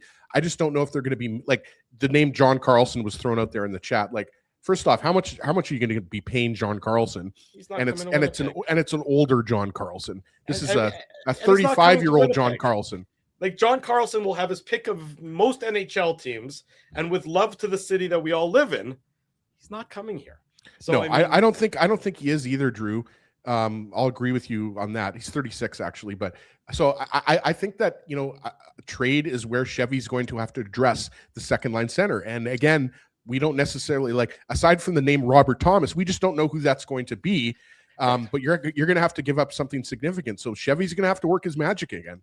That's just it. The team has put their lot in with Kevin Cheveldayoff and his trading acumen, for better or worse. And he, generally has an okay track record prior to some of the most recent moves along those lines. And that's where your success, I think, for 26 and 27 is likely going. And I know Chris Smith is joking here. I don't think Adam, even though I'm a Devils fan and Adam Henrique's a good player, I don't think Adam Henrique is the answer. Yeah, but he plays on the Oilers, as he. I know, but he used to play on the Devils. I know. I just wanted to make sure. Yeah. No, I know that. Grant McCagg talking about draft prospects. He's up next here on the Illegal Curve Hockey Show. We're presented by Play Now. Don't go anywhere. I want to thank you for not betting with Play Now and choosing our illegal gambling sites instead. Because we couldn't afford things like this without your money. So much of your money. Now, you might have questions like, Do our profits benefit your community? No. Or bet with Play Now, Manitoba's local legal and secure gambling site.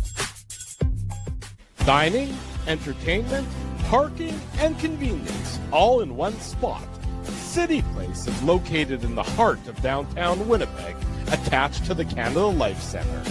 Whether you're working, living, or out for a night in the downtown, make City Place your go-to destination before or after the fun finds you. Lunchtime, game time, anytime, visit City Place at 333 St. Mary Avenue, next to Canada Life Centre. Boys, I've made an important life decision, and I need your support. Oh, boy. I've decided to get a grill. You mean a barbecue grill for cooking? Like, that's not an important life decision, Ezzy. No. A grill for my teeth. A grill for your teeth? Do I even want to know why you're doing this? It's simple, really. Every time I go to Holt Dental, I get treated so very well by Dr. John and his team that I need to keep finding additional reasons to go back. I rely on Holt Dental for all of my dental needs, and they do it all, from regular cleanings to cosmetic dentistry. Plus, they have free parking at their front door. And you know how much I love my convenient parking.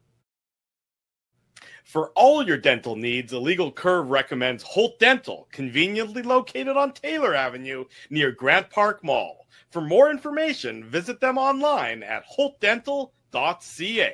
For over 40 years, Rumors Restaurant and Comedy Club has been Winnipeg's home for stand-up comedy. Renowned in the comedy world as a must-play venue, Rumors has recently been named Canada's top comedy club and a top 5 comedy club in North America. From birthday parties to date nights to fundraisers, wedding socials, and everything in between, Rumors is your destination for the best live entertainment Winnipeg has to offer. For information on upcoming shows, Rumors' incredible promotions, and to purchase show tickets, visit rumorscomedyclub.com. Hey Winnipeg, Joe Carter here. I look forward to joining you in Winnipeg on June 4th for the Rady JCC Ken Cronson Sports Dinner. See you in June. Don't be late. At Boston Pizza, a fast lunch doesn't have to mean fast food. Now you can get a $15 lunch served in just 20 minutes, including your choice of a main, side, and drink. That's right, lunch for $15 at your local Boston Pizza. Bottom of hour number 2, we're back here on the Illegal Curve Hockey Show. Drew Mandel, Dave Minuk, Ezra Ginsburg with you on this Saturday morning. We're pleased to welcome to the program NHL draft analyst Grant McCagg to discuss the upcoming NHL draft. We know that the Winnipeg Jets are going to draft 8th overall, and people want to know more about the prospects that may be available. Grant, good morning, and thanks for joining us. Welcome to the program. Yeah, thanks for having me, lads. Let's have some fun here. Yes, indeed. Let's have some fun. You know, Grant, sort of before we get into the individual players and sort of their pros and their cons and their attributes and maybe some of their drawbacks, if you had to sort of take a 20,000 foot view of this draft and look at it as a whole, how would you sort of describe this draft and the talent that's available, particularly, in that first round, in the first couple of rounds? Yeah. Well, I think, if you're looking for a defenseman and you're drafting somewhere, I don't know, let's say 8th overall, just because I think you're happy. You're very happy because I think this is one of the better defense drafts in recent times as far as talent. The first maybe half dozen at least at the top of the draft. Take your pick. I don't think you're getting a bad choice among any of them. And I also think that once we get into the discussion here, you might be a little surprised about what my order would be when it comes to that too.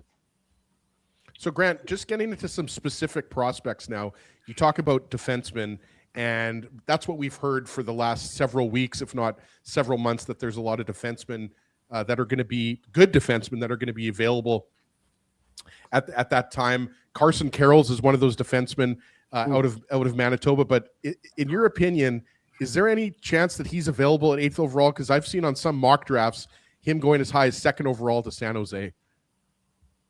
I would not be betting the house on that. In fact, I think at this point, I like Rudolph and Carroll's top 5.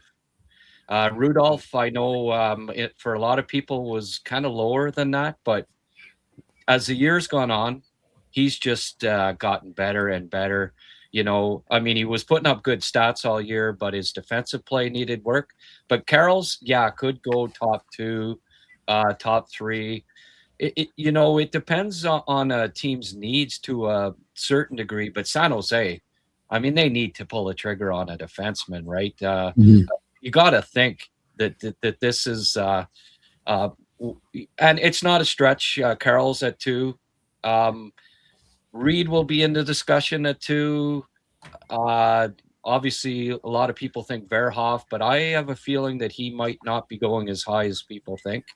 And even Rudolph will be, I believe, in that mix. He's a hell of a defenseman. People look back at Verhoff last year and say, he scored was it 16 or 18 goals as a 16-year-old? And think, but Rudolph had 30 this year. Would Verhoff have scored more than 30 goals if he'd have stayed?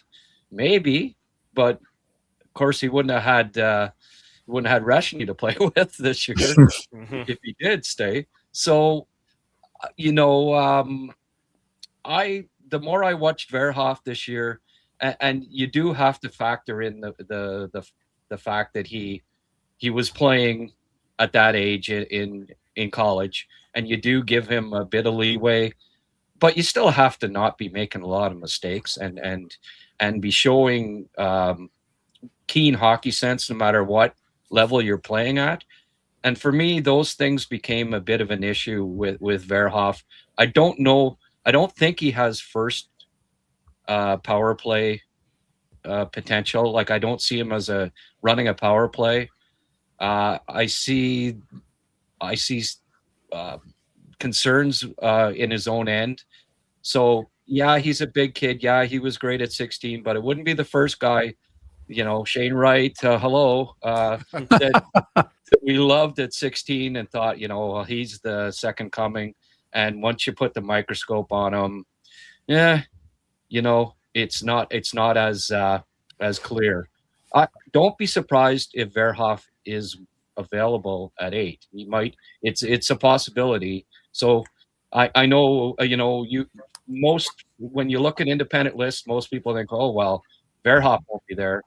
I honestly think there's a better chance that Verhoff will be at 8 than Carroll, certainly, and perhaps Rudolph as well.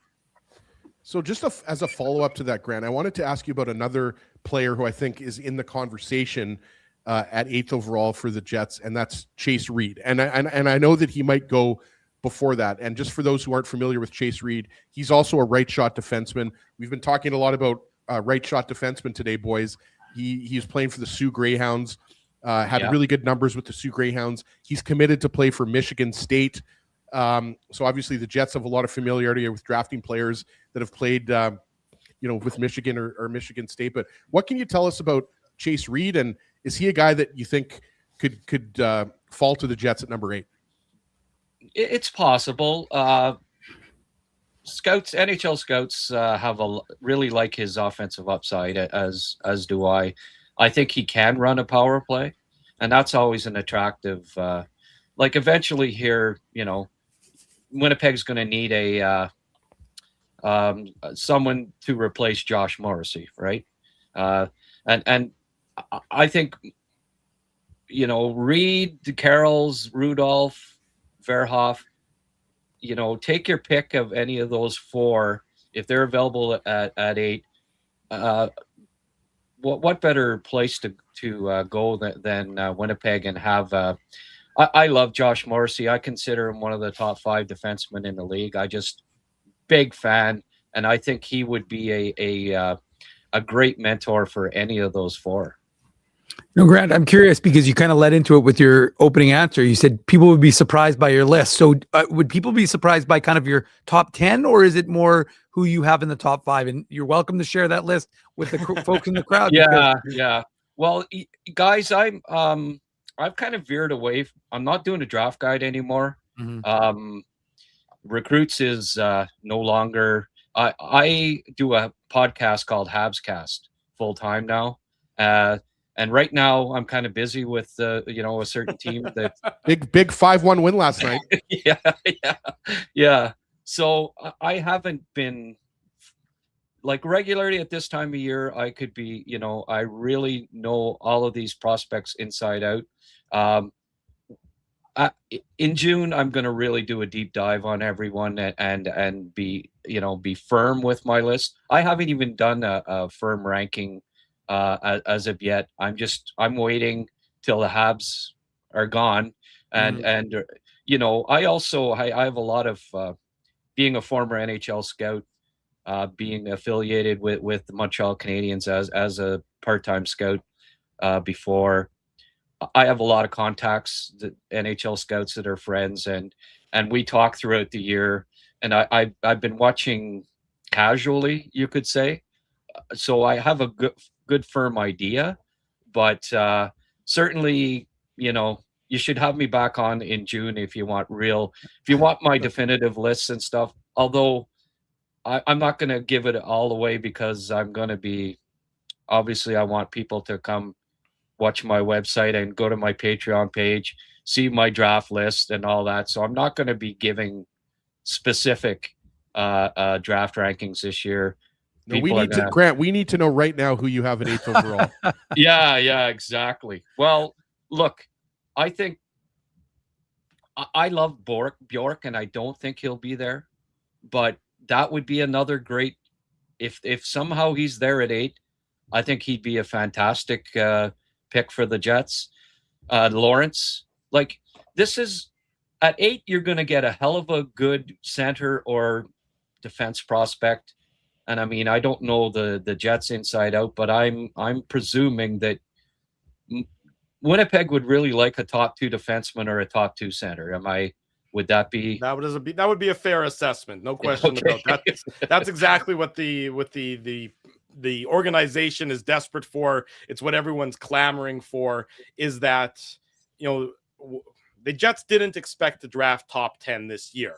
There was no anticipation that the season would be as big of a disaster as it was, and so now the organization needs to make up for a poor season by acquiring and drafting a player that potentially could be a fixture for the next 7, 8, 9, 10 seasons for the Winnipeg Jets. That said, though, Grant, for a team like the Winnipeg Jets that is in a win now mode, there's no question that's where they are. Connor Hellebuck, Mark Scheifele, Kyle Connor, Josh Morrissey, Adam Lowry, all on the wrong side of 30. Right. How much weight would you give to sort of the debate between using the selection that'll help you for years in the future versus trading the selection, which should help you in the near and short term? There's sort of the push-pull involved with that. I would keep it if I was Winnipeg, because I think you're going to get a piece that's going to be there 15 years. And also, I mean, depending, like if they take Schmitz, for instance, at 8, who I really like a lot, he could maybe play next year for you and start helping you right away. And I also think the same thing with Bjork. Bjork was played 20 plus minutes a night in the SHL in his draft year. And I mean, you have to go back to Henrik Sedin to see a Swedish draft prospect that played, and he didn't even play and wasn't as played as much as Bjork. Bjork was on the first power play, first PK, 20 minutes a night. This kid is dynamite. He would be a perfect fit for the Jets. And looking at who you had at second line center this year, honestly, I think he could step right in and be your freaking second line center starting next year. What would you say to the people who say he's too small? No. Why would you trade that, right? Hey. And by the way, Drew, it's not worth not bringing up, but I was going to say, Brett, they said the same thing about Cole Caulfield. Yeah. Right. Well, look at Ben Kindell this year. Pittsburgh. He's the same size as Bjork. Was he too small? So he played right away. He's not. So you would be. I mean, I don't disagree with you. The size argument is not one that holds water with you, because you see him play and you see him play bigger, stronger than his on paper measurements. Yeah. No, Bjork is a special talent. He's he's thick, and again, like if you're already playing 20 plus minutes as a penalty killer, first line center, power play guy. At that age, no, you're not too small. He's gonna be a top 2 center without a doubt. His skating is dynamic. His motor, his smarts, his skill. I love the kid. I, in fact, might have him top 2. I might have him ahead of Stenberg when I do my final list. That's how much I like this kid. Wow, I like it. And just going back to the top of the draft, obviously the Jets aren't going to get Gavin McKenna, but what is your ceiling, I guess, for Gavin McKenna? Because a lot of people are saying, well, McKenna is really good, but he's not a generational player, forgetting the fact that he had 129 points with the Medicine Hat Tigers before he went to Penn State. Like, are people maybe diminishing what his potential is because his numbers don't pop off the page like they would have if he stayed with Medicine Hat? Yeah, I think people are. Yet he was second in NCAA in scoring, or third? Like, in your draft year, that doesn't happen very often, right? I think it's more he's not great two-way player at this point. And I think a generational, like a 5'11" winger, you have to kind of, like, how many generational 5'11" wingers have there been in history, right? Like, it's usually the center or the defenseman, and especially 5'11". He's not great defensively. He's not great away from the puck. I kind of, he's not nearly as good as Mitch Marner defensively. Obviously, Mitch Marner kills penalties and all of that. But if he can kind of develop his play away from the puck, I see him as kind of a Mitch Marner, maybe Mitch Marner without the stout defense as a kind of a comparison. That's not generational, but that's a pretty damn good. I don't think there's any generational players in this draft. Like, a generational player comes along once a decade as a rule. That's why they're called generational. But, I wouldn't put that tag on him. But I think he could be a 100-point scorer, scoring winger in the NHL. And that's, hey, I don't know a team in the league that wouldn't want that. Grant, approaching, we're still quite a ways away from the draft. Are there any players that, for you, and I know you said you're still kind of accumulating all your information, but are there any players that have risen or dropped that you're a little bit surprised about? Because it seems like you said, it seems like there's still so much variability. Like, you look at the consolidated rankings and you kind of get an insight, and you see some people have Malhotra top 5. Some people, the consolidated rankings had him, I think, 13th overall. Verhoff was high, and then he's dropping off. So from your perspective, is anyone kind of jumping out at you in that regard? Well, I think Bjork and Malhotra, have risen for sure. And Rudolph, like I say, like Rudolph, in a lot of lists, was a lot of independent lists didn't even have him top 10. I saw one the other day that had Villeneuve 6th and Rudolph 46th. And I was glad I wasn't taking a drink like Ezzy just was there because I had done a split pick. Because it's the opposite, Villeneuve's a lot more likely to go around 46th, and Rudolph's a lot more. He's going top 10. I don't see how that can't be the case. Wearing an A for PA, who are probably going to win the, win the WHL. Well, it'll be a good series with Everett, but yeah. And Verhoff has dropped off for me. Like, I don't know if I'll have him top 8. I might, but for me, but there yet, a lot of the things can be fixed that there are issues with him to a certain degree. I mean, you can't teach hockey sense, but what he's got to do is clean up his game some, and that's certainly fixable. I just don't know that he's got the vision and the creativity that maybe people thought he had as a 16-year-old, and that the offensive upside isn't quite as high. Like, I think Reed for sure has more offensive upside. I would say that Rudolph probably has a little more offensive, but I like his defensive game a little better, a little more jam. And also the other kid that we've been talking about, Verhoff? Carroll's for sure. Carroll's, yeah. Carroll's is, I love Carroll's. So, I think Verhoff, Schmitz, Ty Lawrence is another possibility for the Jets, perhaps at 8. Although I don't know about his offensive upside, his creativity at the end of the day too. Love his motor, love his compete, great skater. But he didn't put up great stats in college, and there's a reason for that. I just don't know that he sees the ice. I don't know that he's a surefire top 2 center, but he'll be a hell of a middle line center, either 2 or 3, that, a bit of Jonathan Toews, but a smaller version, quicker. Who would I compare him to? the Oliver Moore kid in Chicago, that type of guy, a bit like Larkin, but not quite as good. But I like him a lot.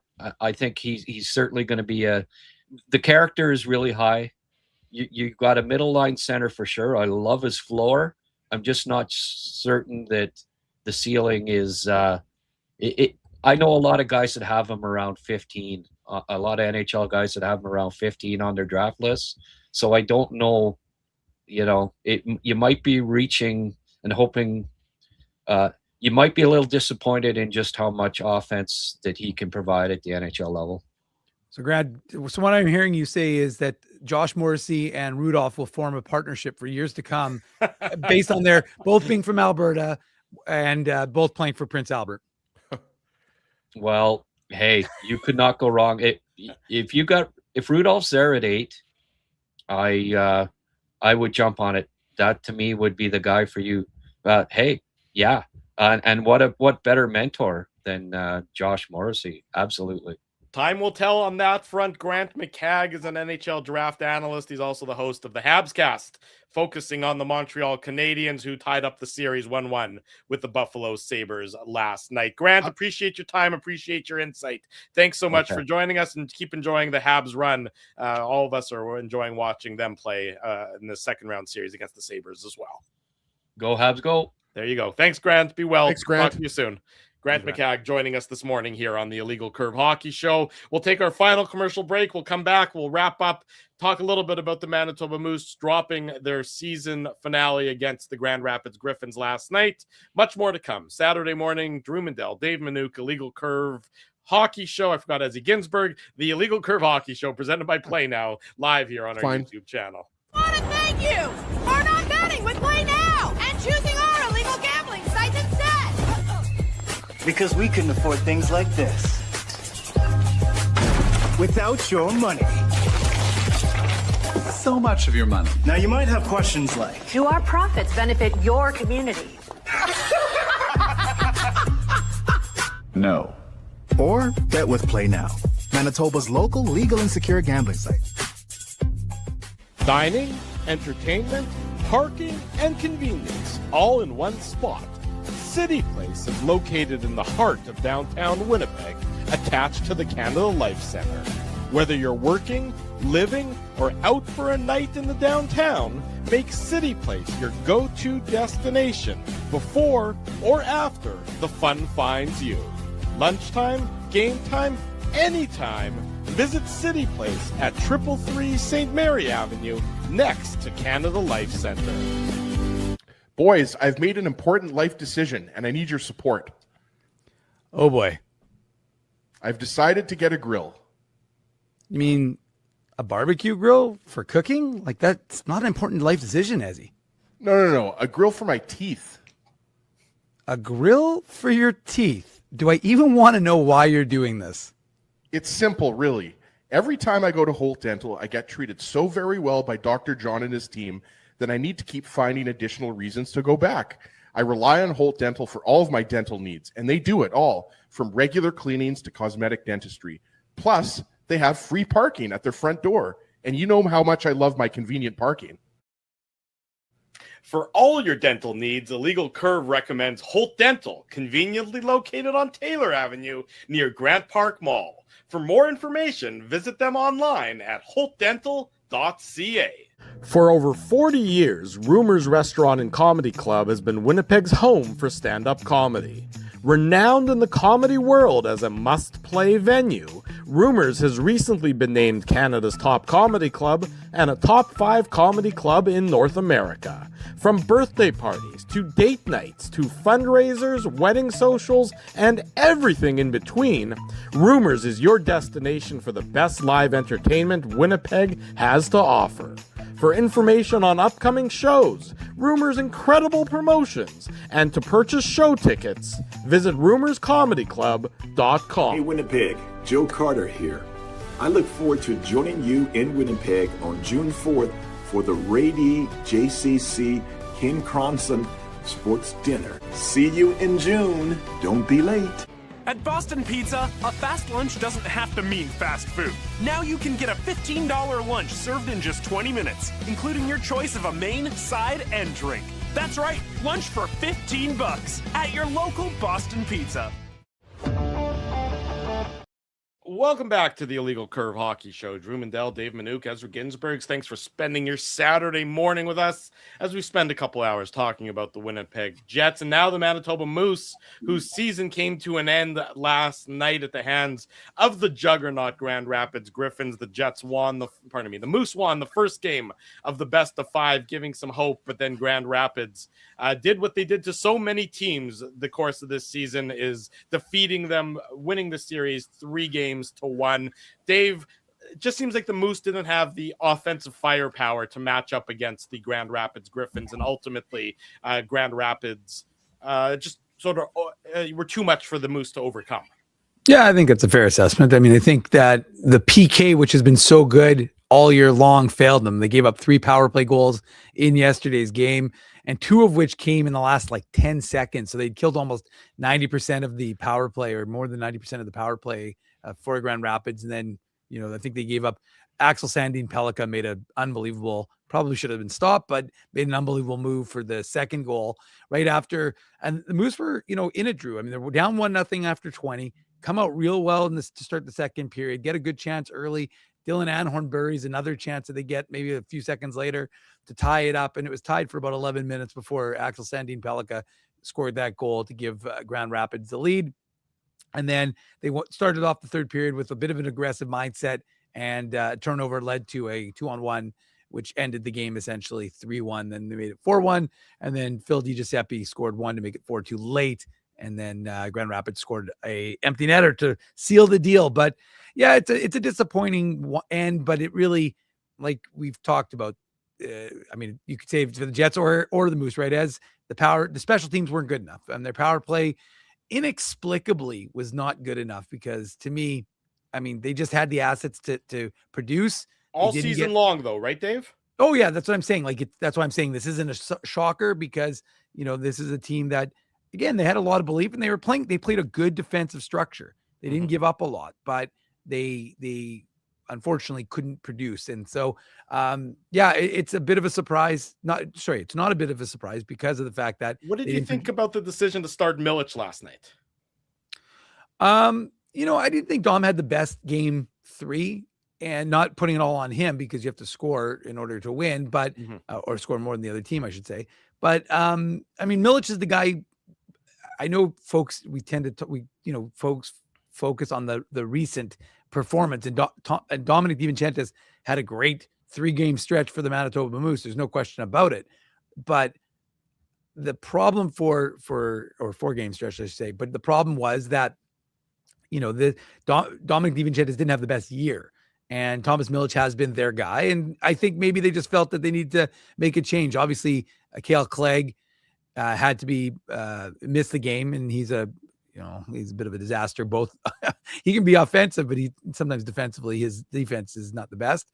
But yeah, I mean, it was a tough year. It was a tough end of the season, but the Moose somewhat put themselves in this position because, as they could have finished in unavoided facing Grand Rapids to start. They could have faced Chicago, which wouldn't have been an easy run, but I think they would have had a better sense of playing Chicago. And then if they beat Chicago, then most likely faced Grand Rapids in the finals. But I'm not surprised. Grand Rapids is a great team. I mean, you have to give them credit. They've got guys who have played a ton of NHL games.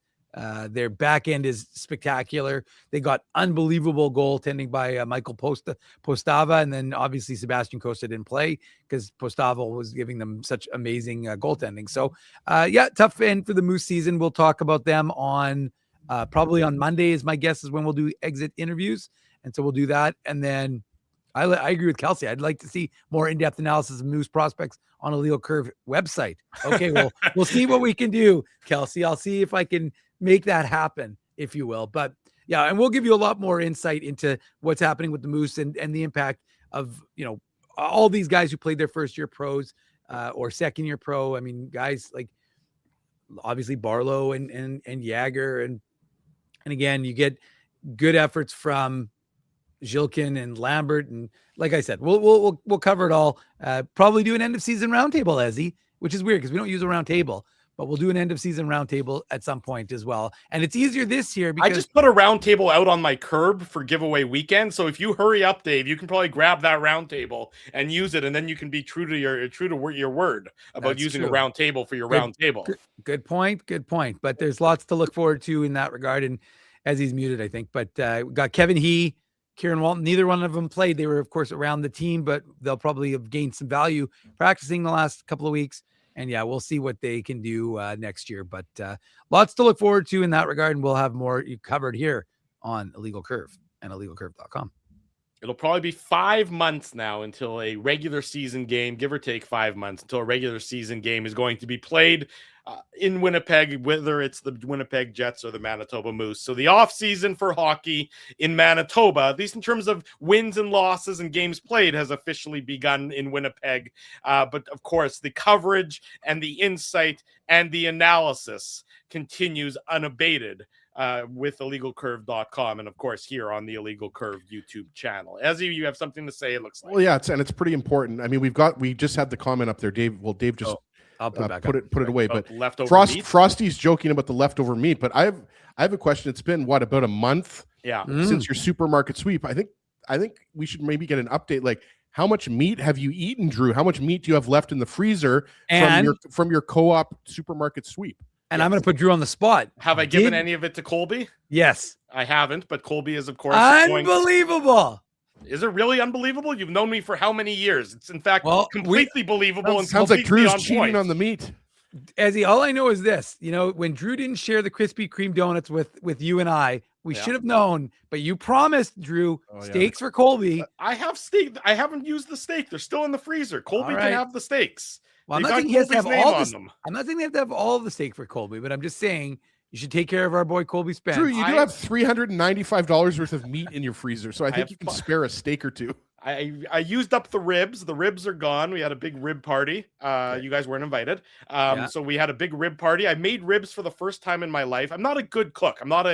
Laura does the cooking in the house. She's much better at it, but I made ribs. Don't sell yourself short, Drew. You've made a good lasagna before. Thank you. I appreciate that. Dave never tried it, so he stopped getting an invite as a result.